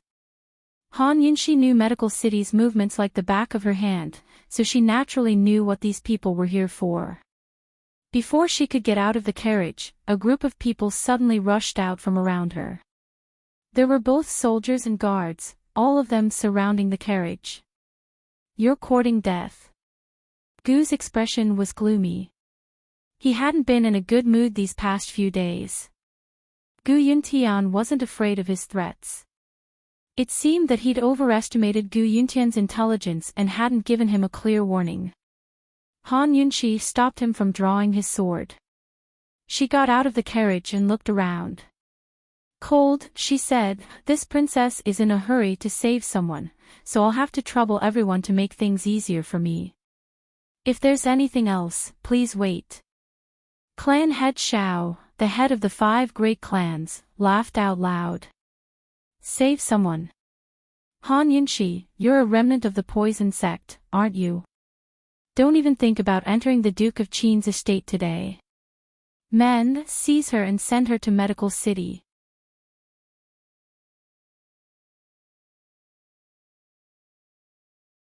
Chapter 760. Han Yunxi had left the heavily injured Long Fei Yi at Celestial Mountain and traveled thousands of li without rest just to buy time to treat Gu Beiyue's poison. Her willingness to speak politely to these people was already giving them a lot of face. Her phoenix eyes were frighteningly gloomy. "Since you don't want face, don't blame this princess for being impolite." She clearly didn't know martial arts, but the murderous aura she exuded intimidated the guards and soldiers so much that none of them dared to take a step forward. "What are you all standing around for? Go after the old man, capture her, and you'll be heavily rewarded," Patriarch Xiao roared. Han Yunxi pushed Su Donglin forward and ordered coldly, "Su Donglin, watch carefully. Kill anyone who dares to move." This subordinate obeys. As soon as Su Donglin obeyed, the shadow guards hiding in the surroundings all appeared. Although there weren't many of them, it was enough to intimidate everyone present. "Old ghost, take me in," Han Yunxi said in a low voice. Gu had been waiting for her to say this. Desperate times called for desperate measures. He happily wrapped his arm around Han Yunxi's waist and borrowed a bit of strength to soar into the air. Dressed in luxurious red robes, the devilish red covered the sky and earth. It was very beautiful. When Han Yunxi climbed over the Duke of Qin's mansion's high walls, she heard the angry protests of several patriarchs. "We want to see His Highness Duke of Qin." His Highness Duke of Qin must have been bewitched by this poison woman. If this poison woman isn't eliminated, the South will perish. This is simply a rebellion. This poison woman is openly rebelling. Where's General Bailey? Does General Bailey not care about matters? Han Yunxi hadn't even reached the ancestral hall when large groups of soldiers swarmed towards the Duke of Qin's mansion and started fighting with the shadow guards. Patriarch Xiao declared that he would attack the Duke of Qin's mansion and capture Han Yunxi to rid the people of the south. The sound of fighting was very loud. Han Yunxi had no choice but to stop and look back. Are they really fighting? The shadow guards had no problem dealing with this group of soldiers. However, once there were casualties, it would be used by people with ulterior motives to cause internal strife in the central and southern regions. In fact, ordinary people were the most vulnerable to the effects of Gu, not to mention that the situation was really bad under the comprehensive sanctions of Medical City. They were already beset with external threats. If the South Central regions had internal strife as well, the Commander-in-Chief's estate would become Cloud Realm Continent's biggest joke. Seeing that Han Yunxi was worried, Gu said impatiently, "Poison girl, don't worry. Qi brother, will deal with them myself." Han Yunxi quickly stopped him. If Gu summoned the poison corpse to deal with those people, she wouldn't be able to clear her name even if she jumped into the Yellow River. "Old fiend, you don't understand the situation at the Commander-in-Chief's estate in the South Central regions. We can let the world have a handle on us, but we can't let the 5 great clans do the same," Han Yunxi said seriously. Long Fei Yi wasn't here, so how were they supposed to deal with these powerful and influential families? On one hand, there was the danger of internal strife, while on the other, Gu Beiwe couldn't wait any longer. Han Yunxi was burning with anxiety as she racked her brains. At this moment, Bailey Mingxiang hurried out of the bamboo forest in the ancestral hall and shouted from a distance, "Esteemed Wang Fei, you've finally returned." Seeing Bailey Mingxiang in such a hurry, Han Yunxi didn't hesitate to rush over. "How's Gu Beiwe?" "Esteemed Wang Fei, Dr. Gu knows you're coming back today and has been waiting for you. Esteemed Wang Fei, you should hurry over. Dr. Gu said that there's no need to worry about the matters outside. My father will bring his troops here very soon," Bailey Mingxiang said, panting for breath. "Bring his troops here?" Han Yunxi was a little surprised. "That's right. Dr. Gu said that in times of prosperity, military might rules. In times of chaos, military might rules. His father has already brought his troops to lie in ambush nearby. When they make a bigger fuss, they'll be arrested under the pretext of insurrection," Bailey Mingxiang said seriously. Han Yunxi understood now. This was a true example of extraordinary times call for extraordinary measures. The political power of the South Central Region's Commander-in-Chief's estate was restricted by the 5 great clans, but military power had always been in the hands of the Bailey Army. The Bailey Army didn't just control the navy. Long before Tianning civil strife and Long Fei Ye's invasion of the South, the Bailey Army had already taken control of the major military forces in the South and Central regions and reorganized them. Even the 5 great clans' greatest military force was only the officers and soldiers of the local government. How could they resist an army? When reason couldn't be explained clearly and public opinion couldn't be controlled, they could only use military force to speak. Although it wouldn't last long to use military and political pressure to rule a country, it could solve the most pressing problems and buy her time to deal with Medical City and Ningqing. Han Yunxi had been puzzled before. She'd already arrived at the gates of the Duke of Qin's estate, but she still hadn't seen General Bailey. As it turned out, everything had been predicted by Gu Beiyue and arranged properly. This fellow who only treated illnesses and people was actually more skilled in the art of healing the country. His wisdom was like his gentleness, silently moisturizing things and disappearing with a flick of his sleeve, concealing his achievements and fame. Saving him is my greatest honor. Han Yunxi left these words behind as she practically ran through the bamboo forest. Very soon, she came to a stop. Gu Beiyue was waiting for her in front of the ancestral hall. He was still sitting in a wheelchair, thin and weak, but the smile on his face was as warm as the spring breeze in April. It was enough to set her heart at ease in these chaotic times. How could there be such a person? He clearly couldn't stand up, but he wasn't in a sorry state at all. Han Yunxi thought that there was nothing in this world that could shatter the calmness in his eyes. There was also nothing filth that could stain his snow-white clothes. Han Yunxi really didn't have the heart to interrupt this peaceful moment. She wanted to stand for a while longer and look at him for a while longer, but time was of the essence. The detoxification system had long since reminded her that there was poison in Gu Beiyue's leg and had already begun to analyze the situation. The detoxification system told her that the corpse ginseng could still be cured and could still be removed. In fact, Gu Beiyue had been looking at her the entire time. He also wanted to look at her for a while longer and quietly look at her for a while. However, his eternal gaze only lasted for a moment. He was still the same as before, humbly bowing with clasped hands. Esteemed Wang Fei, you've had a hard journey. I'm sorry I'm late. Han Yunxi immediately pushed him into the room and called for an attendant to help him sit on the couch.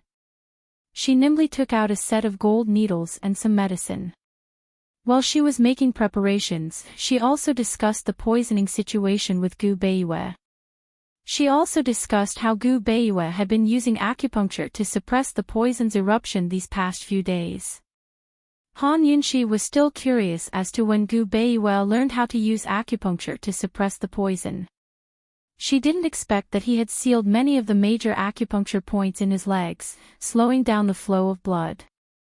If I came late, even the gods wouldn't be able to save your legs. Han Yunxi angrily said. This was the only way. Otherwise, esteemed Wang Fei wouldn't have rushed over. Gu Beiyue spoke the truth. If it wasn't for this, he wouldn't have been able to stop Han Yunxi from rushing over. There must be a spy in the manor. We must find him.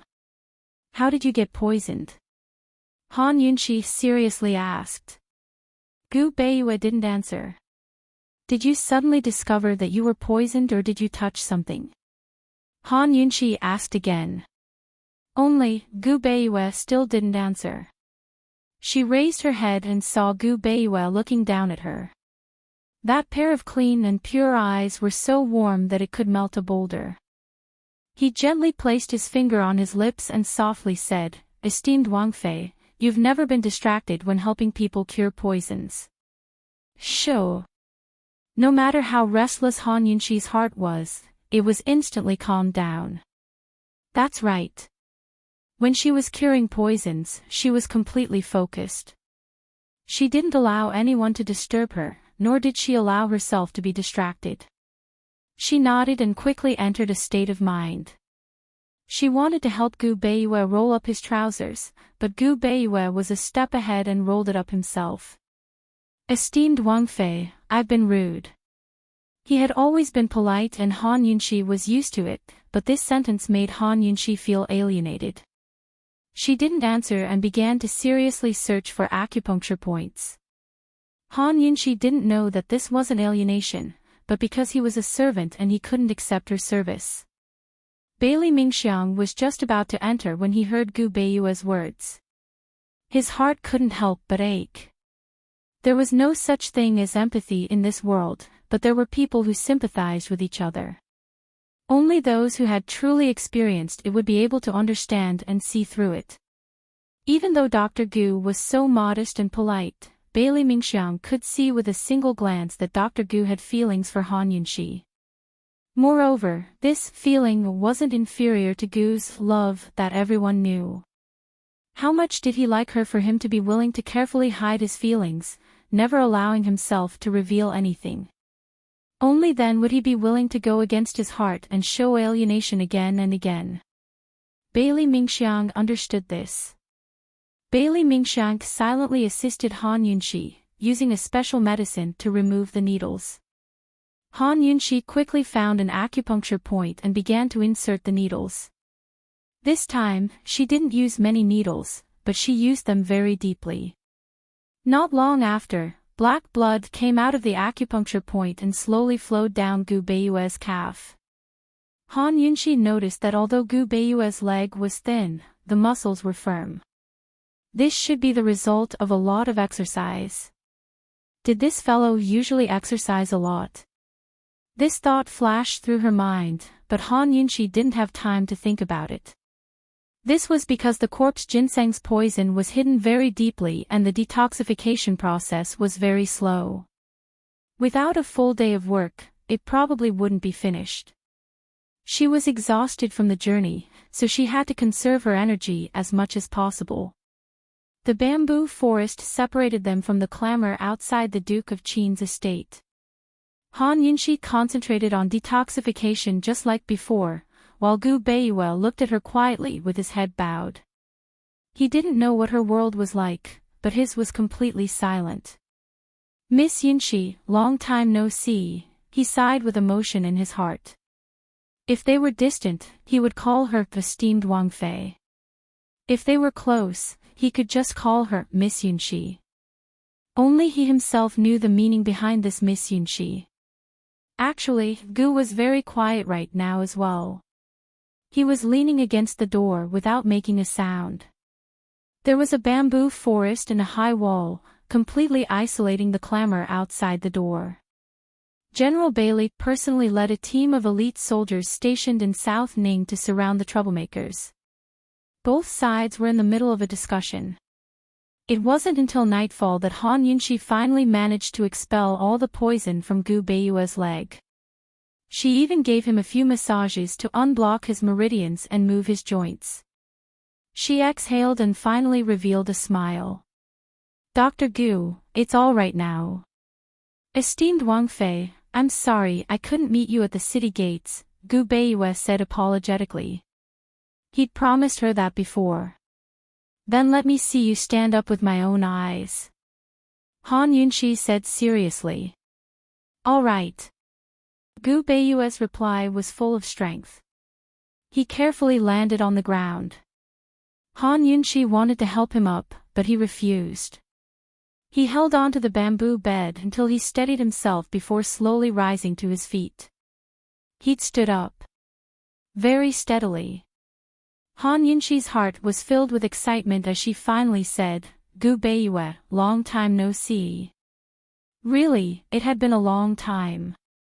Esteemed Wang Fei, once this one stands up, the Commander-in-Chief's estate in South Ning will never fall. Gu Beiyue said seriously. Perhaps he should make a trip back to Medical City.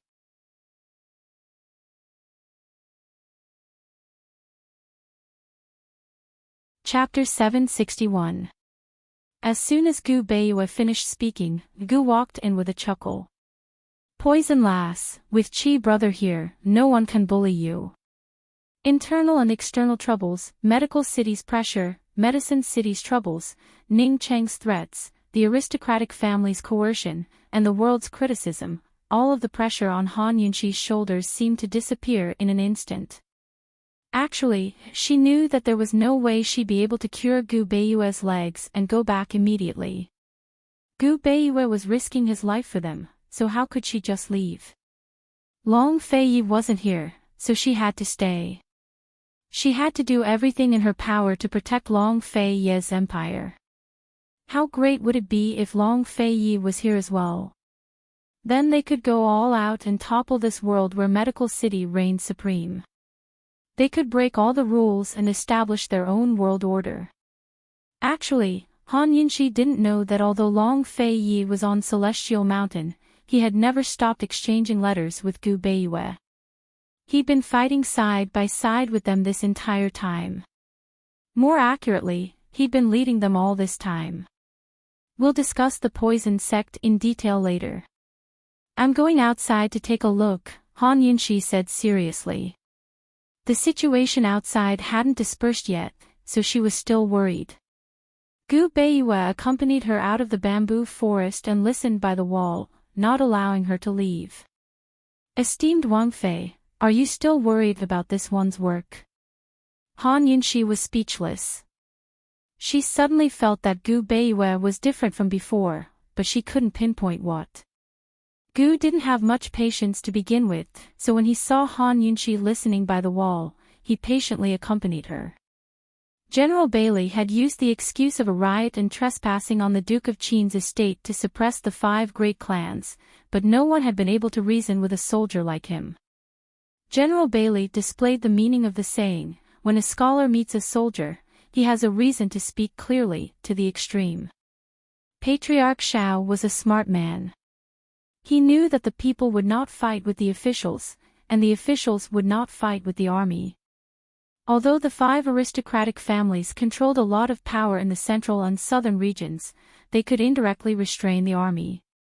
For example, provisions, weapons, and so on. However, all of this had to be done in the long run. At least for the next few months, the 5 aristocratic families really couldn't do anything to the military. House Lord Shao was the first to give in. General Bailey, is Han Yunxi really the poison sect's descendant? How much trouble will she bring to the South Central region? Why don't we sit down and discuss this? If she can convince the old man will fully support her. If she can't, then we'll make another plan. What do you think? I can't promise her. Han Yunxi said to herself. As expected, General Bailey immediately refused. He claimed that old man Tianshan Kenzo hadn't given Medical City a clear answer yet, and that the poison sect matter was purely a rumor spread by someone with ulterior motives to slander the Duke of Qin's estate. As for Gu raising poison corpses, esteemed Wang Fei had nothing to do with it. General Bailey firmly refused the 5 aristocratic families and ordered soldiers to surround South Ning City, declaring that the South Central Region's Commander-in-Chief's estate would fight Medical City to the end. With this military order, the 5 aristocratic families and the South Central Region's officials knew that the situation was set. Patriarch Shao angrily spat out, "General Bailey, just you wait. In less than 3 months, the South Central Region's Commander-in-Chief's estate will be destroyed by that woman." In truth, Han Yunxi knew very well that if she couldn't keep the medical community here, the commoners would either migrate or riot. The South Central Region's Commander-in-Chief's estate would fall. Thus, every minute and second that followed was extremely important. On the way back, Han Yunxi had some ideas in mind. As the group sat down in a pavilion in the garden, Han Yunxi said seriously, "The most important thing right now is to withdraw the doctors. We need to find a countermeasure immediately to reduce the pressure on the medical community." Gu Beiyue said, "I've already counted. As of 3 days ago, about 80% of the South Central region's medical centers have closed. The remaining 20% are overcrowded. Midsummer is full of dysentery, so the number of patients will only increase, not decrease. This one has already sent all of Pill Fiend Pharmacy's resident physicians back, as well as contacted a few good friends. Many of their disciples are willing to come and practice medicine. However, I'm afraid they won't last more than a month or two. This is even more terrifying than a famine. Han Yunxi hated it so much that her teeth ached. Medical City's methods were probably the first of its kind in history. A doctor had the heart of a parent, but those people from Medical City had a heart of knives. Medical skills only had one use, and that was to save lives. However, those people used it as a weapon to seek power and the allegiance of the people. This was an unforgivable crime. Han Yunxi hesitated for a moment, then said seriously, I plan to pay a high salary for the doctors. With a salary higher than that of a fifth-rank official, I'll pay the doctors a high salary every month. The medical centers will be built by the imperial court, and all of the medicine will be supplied by the imperial court. Moreover, before I announce this, I plan to acknowledge my status as a descendant of the poison sect and denounce Medical City in my own name. Han Yunxi sighed, then said coldly, from what I understand, Medical City destroyed the poison sect just because of the idea of poison goo humans. The poison sect never committed any heinous crimes, nor did they develop a recipe for raising poison goo humans. In my opinion, Medical City destroyed the poison sect because they were using their position for personal gain to eliminate dissidents. Gu, who had been leaning against the wall in silence this entire time, immediately turned to look at Han Yunxi, his eyes dark and gloomy. It was impossible to tell what he was scheming. Bailey Mingxiang grew worried. Esteemed Wang Fei, once you acknowledge your status as a descendant of the poison sect, I'm afraid Medicine City will have no choice but to stop supplying medicine, right? Han Yunxi nodded. Medicine City's situation is very complicated. Not only do they fear Medical City, but more importantly, more than half of the elders in the new council are in favor of destroying the poison sect. However, even if I don't acknowledge it now, Medical City will still insist that I'm the descendant. Elder Wang won't be able to last until the end of the month.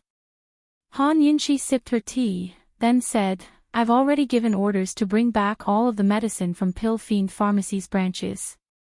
Combined with the medicine stored in the main hall, we should be able to last the entire South Central region for about 3 months. If that's still not enough, perhaps I can discuss it with the King of Medicine. The King of Medicine had lived in seclusion for many years and had never interfered with worldly affairs. Naturally, he wouldn't give in to Medical City's whims.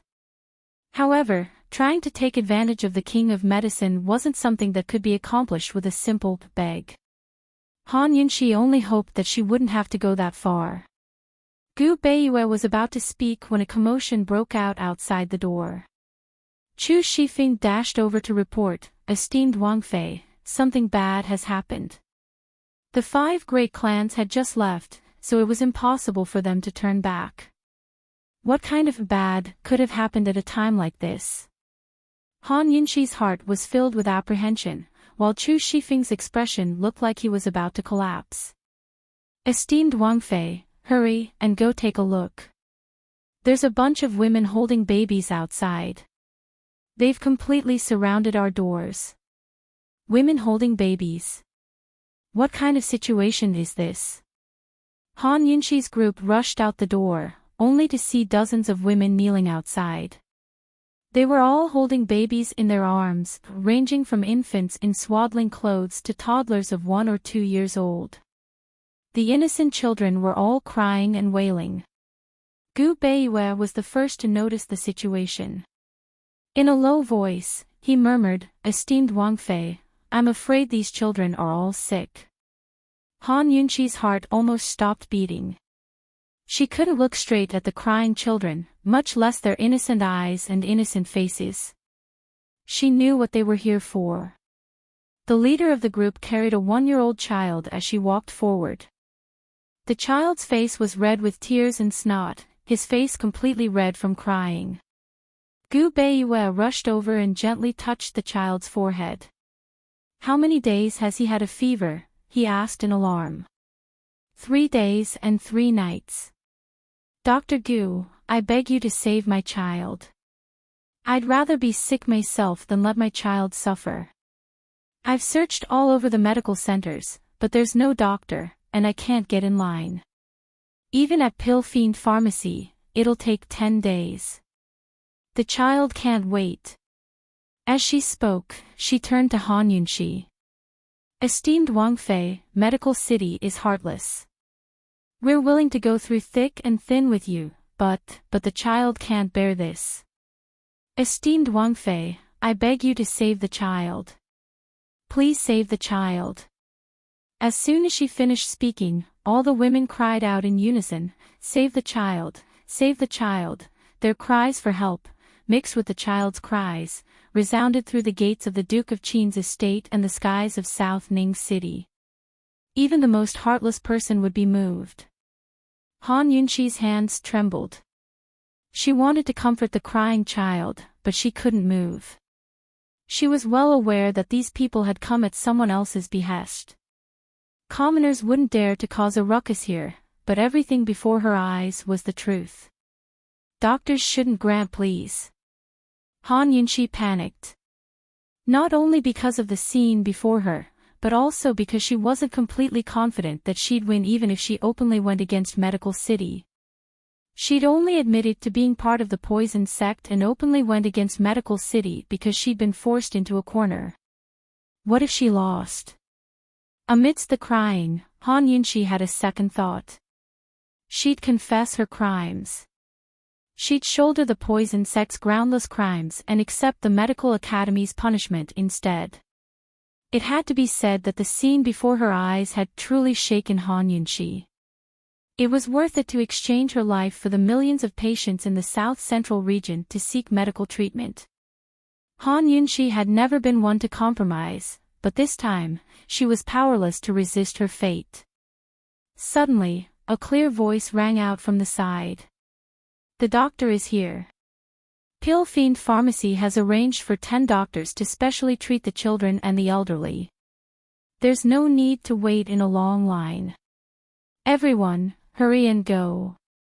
The one leading the line is Tianning's former imperial physician, Huang Jingming. He guarantees that everyone will be cured of their illnesses and won't take a single copper. Everyone looked towards the source of the voice and saw Mu Ling standing there. She was dressed in a light yellow muslin dress that accentuated her liveliness.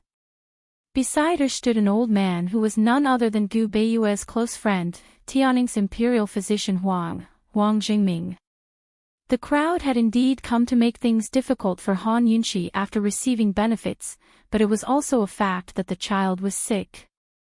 As soon as they heard the news, they all scrambled to get to Pill Fiend Pharmacy. Before long, the Duke of Qin's gates were empty. Mu Ling stared at Gu from a distance. She didn't rush over like before, but simply smiled at him. Her smile was especially silly and beautiful.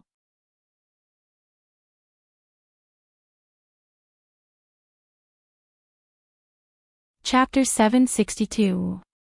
Gu had already begun to back away, but Mu Linger didn't cling to him like before. She simply smiled at him. Instead, it was Huang Gingchen who stepped forward and cupped his hands in greeting. "Esteemed Wang Fei, Dr. Gu, long time no see." Old man brought 60 disciples with him this time. 10 of them stayed in South Ning while the remaining 50 were sent to various places to treat the elderly and young. This can be considered the best of old man's meager efforts. Han Yunxi was so moved that she didn't know what to say. If she had to be asked how she felt, the only thing she could think of was that she didn't study medicine and didn't have a group of disciples. Gu Beiyue also cupped his hands in greeting. "Elder Huang, this one has been waiting for you for a long time." Elder Huang smiled. Old man helped you convince quite a few famous doctors.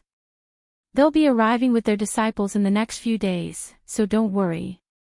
After Elder Huang finished speaking, he nodded at Han Yunxi before turning to head back to Pill Fiend Pharmacy. Han Yunxi's cold heart finally warmed up. She knew that there were still many good doctors in this world. After Huang Gingchen left, Mu Ling'er still didn't come over. She giggled and said, "Don't worry, leave Pill Fiend Pharmacy to me and Dr. Huang." After she finished speaking, she winked at Gu and left without saying another word. Gu was quite surprised and secretly sighed in relief. Pill Fiend Pharmacy was very busy and had many patients waiting for her to treat. Since she was a medical practitioner, she could still treat some minor illnesses. She didn't have time to waste here at a time like this. She thought that since she was clinging on to Chi Brother, and Chi Brother wouldn't like her, she should hurry back to Pill Fiend Pharmacy and fight against Medical City. She didn't like Medical City to begin with, so when she found out that Chi Brother was Gu Chi Sha, who had been banished by Medical City, she hated Medical City even more. After walking far away, she couldn't help but turn back and shout, "Chi Brother, take the poison corpses and destroy Medical City. Ling will always support you." Silly girl. Gu smiled helplessly. This girl supported Han Yunxi's refusal. Although Elder Huang had brought many doctors to help, their help was limited. "Dr. Gu, our chances of winning aren't high." Han Yunxi was telling the truth. Who knew that Gu Beiyue would say, "Esteemed Wang Fei, if you hand yourself over, you can save the innocent people for a while, but you can't save them forever. You don't need to feel guilty, and you can't waver. We must take this opportunity to change the rules of Medical City. That is the purest school, and has nothing to do with power." Han Yunxi did not expect that Gu Beiyue actually understood her. He could actually tell what she was thinking. His eyes weren't sharp at all, but gentle and soft. Still, they could see through everyone's hearts. "Gu Beiyue, you can treat illnesses, people, and the country, but you can also treat the heart." Gu Beiyue continued, "Esteemed Wang Fei, our chances of winning are very high. The Apricot Woods Conference will be held in a few days, and this one will attend it." The Apricot Woods Conference was held once every 5 years. It was the highest meeting of Cloud Realm Continent's medical community and a platform to compete in medical skills. Through this competition and display of medical results, a doctor's rank would be determined once again. Under normal circumstances, those below the 5th grade of Divine Doctor would have to be evaluated through a competition. There was a limit to the number of people allowed. As for the 4 grades of Divine Doctor, and Divine Doctor, they would be evaluated through the demonstration of their medical achievements. Once a doctor obtained a rank, they would receive many benefits from the medical academy. For example, they could study under high-ranked doctors, come into contact with medical skills that weren't taught to outsiders, or receive subsidies from the medical academy for their research. Even without these benefits, the mere title of a doctor was enough to make many people scramble like ducks. In Cloud Realm Continent, a doctor's rank was the proof of one's medical skills. It was the recognition of one's profession and a glorious title. Han Yunxi had always known that Gu Beiyue's medical skills weren't just a 5th-ranked Divine Doctor. She also knew that Gu Beiyue had always disdained the different ranks of the medical academy, so he hadn't gone for one yet. Now that he was going to attend the Apricot Woods Conference, was he going to show off his true skills? "Esteemed Wang Fei, this one is planning to challenge Academy head Gu Yuntian. I'm just afraid that esteemed Wang Fei won't trust me." Gu Beiyue actually smiled at such a serious topic. Han Yunxi's heart pounded in her chest. She'd be lying if she said she wasn't looking forward to it. Although she didn't know where Gu Beiyue got his confidence from, she knew that his words were definitely reliable. "I trust you," Han Yunxi said with certainty. The reason why Medical City had such a high appeal in the medical field was that the medical school represented the highest level of medical skills and abundant medical resources. If Gu Beiyue challenged Gu Yuntian's authority, and if Gu Beiyue expressed his willingness to take him in as a disciple, what would the result be? Even if they couldn't shake the medical academy, they could at least fight for more doctors. Han Yunxi finally saw hope. Gu chuckled. Gu Beiyue, I never expected you to have designs on the Apricot Woods conference as well. This old man has my eyes on it as well. As long as you get rid of that old thing Gu Yuntian, this old man promises that the position of head of the medical academy will be yours. Gu, you have something on Gu Yuntian, don't you? Han Yunxi asked anxiously.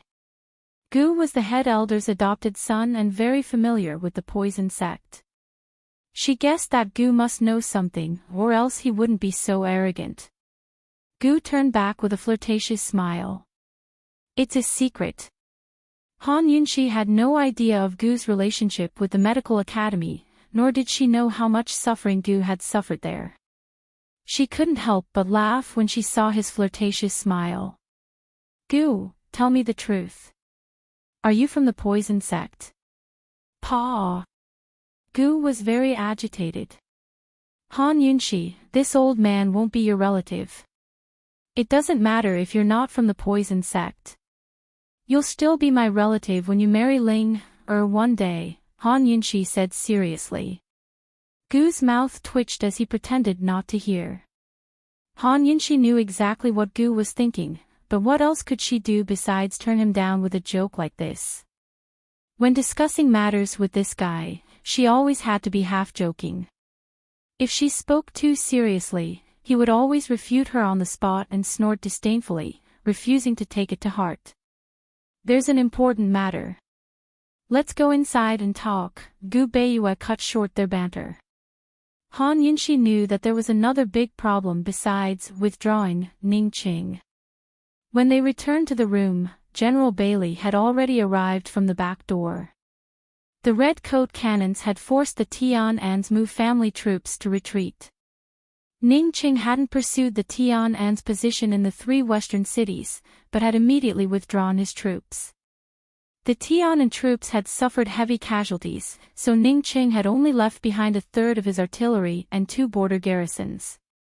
Half of the remaining troops had been sent to the western front to deal with the Chu clan troops, while the other half was heading south to prepare for the attack on the south-central region's commander-in-chief's manor. General Bailey explained the situation on Ning Cheng's side, then said, even if Northernly manages to find war horses today, it'll take at least a month or 2 before they can be used. This general is planning to send troops north on the day of the Apricot Woods Conference. The land and navy will work together to divide Ning Cheng's forces. Water Army. Han Yunxi was doubtful. Yes. There's a large river in Tianning called the Sand River. It flows from western Zhou in the west to the eastern sea in the east. If Tianning's troops want to go south, they'll have to cross this river. As long as we buy enough time to take Tianning's Helen Prefecture, we'll be able to control the river. Once we control it, it won't be so easy for Tianning's troops to go south. We can drag things out until Northernly sends out their troops, General Bailey said seriously. Han Yunxi immediately understood. This was called gaining the initiative by striking first. If they were destined to fight Ning Qing, then it was better to wait until Ning Qing dealt with Western Zhou before sending out their troops. They could even use Western Zhou to divide Ning Cheng's forces. Moreover, if they sent out their troops now, it would definitely catch Ning Qing off guard. The first battle would catch Ning Qing unawares. After all, Long Fei Yi was still on Celestial Mountain. Everyone assumed that they'd wait for him to make a move after he left the mountain. Medical City had Gu Beiyue and Gu's help, so there was still hope. Ning Qing had General Bailey keeping him in check. No matter what, Han Yunxi thought, they could at least stabilize the situation and buy time for Long Fei Yi. Han Yunxi had no idea that Gu Beiyue's decision to attend the Apricot Woods Conference at Medical City and General Bailey's preemptive strike were all because of Long Fei Ye's orders. That man might be far away on Celestial Mountain, but he still had control over everything. Han Yunxi discussed a few more details with everyone before realizing that it was already late at night. Everyone was still hungry. "Zhao Mama, have the kitchens prepare some food," Han Yunxi instructed. General Bailey didn't stay for dinner and took his leave to attend to military affairs. Gu wouldn't leave. He'd forgotten how long it had been since he'd eaten at the same table as Poison Lass. He found several jugs of fine wine and said, "The last time the three of us ate at the same table was several years ago. Even now, Long Fei has sealed up my restaurant. Dr. Gu just recovered from his injuries, so he can't drink. Mingxiang and I don't know how to drink, so you can drink by yourself," Han Yunxi said seriously. Gu rolled his eyes at her. "Spoilsport." Han Yunxi ignored him and asked Gu Beiyue seriously, "Tomorrow, we'll make some preparations and tell them everything we need to tell them. The night after tomorrow, we'll leave secretly. How about it?" Gu Beiyue nodded. He hesitated for a while before saying, "Esteemed Wang Fei, this humble one has been communicating with His Highness the Duke of Qin these past few days and learned that His Highness is seriously injured. This humble one has a set of acupuncture techniques that are extremely effective in treating internal injuries." "Really?" Han Yunxi was overjoyed. Gu Beiyue's acupuncture techniques were definitely top-notch. Gu Beiyue was still hesitant, but he still said, "Esteemed Wang Fei, this humble one can't personally go to Celestial Mountain to perform acupuncture for His Highness the Duke of Qin. Why don't you teach it to someone you trust and have them do it for you?" Han Yunxi couldn't wait for Long Fei Ye's injuries to recover quickly. Every day counted. "Sure." She immediately agreed. Gu Beiyue was about to say Bailey Mingxiang when Han Yunxi pulled Bailey Mingxiang over. "Let's have Mingxiang. She learns quickly, so 2 days shouldn't be a problem." Bailey Mingxiang was very surprised. She couldn't believe her ears. Her heart pounded wildly. If esteemed Wang Fei hadn't held her hand tightly, her hands would have been trembling. Heavens! She actually wanted to go to Celestial Mountain to perform acupuncture for His Highness the Duke of Qin. She reflexively looked to the right. Although Su Xiaoyu wasn't there, she seemed to see Su Xiaoyu standing there. Those bright eyes were filled with hostility and suspicion as they stared at her. "You're tuning into the LoveLore Library YouTube channel. We're so grateful for your support and don't forget to subscribe to join us on this incredible journey through captivating stories. Your generosity through donations truly makes a world of difference, as it's the primary source of revenue that allows me to expand and enhance this channel for you. Thank you from the bottom of my heart for being a part of this adventure."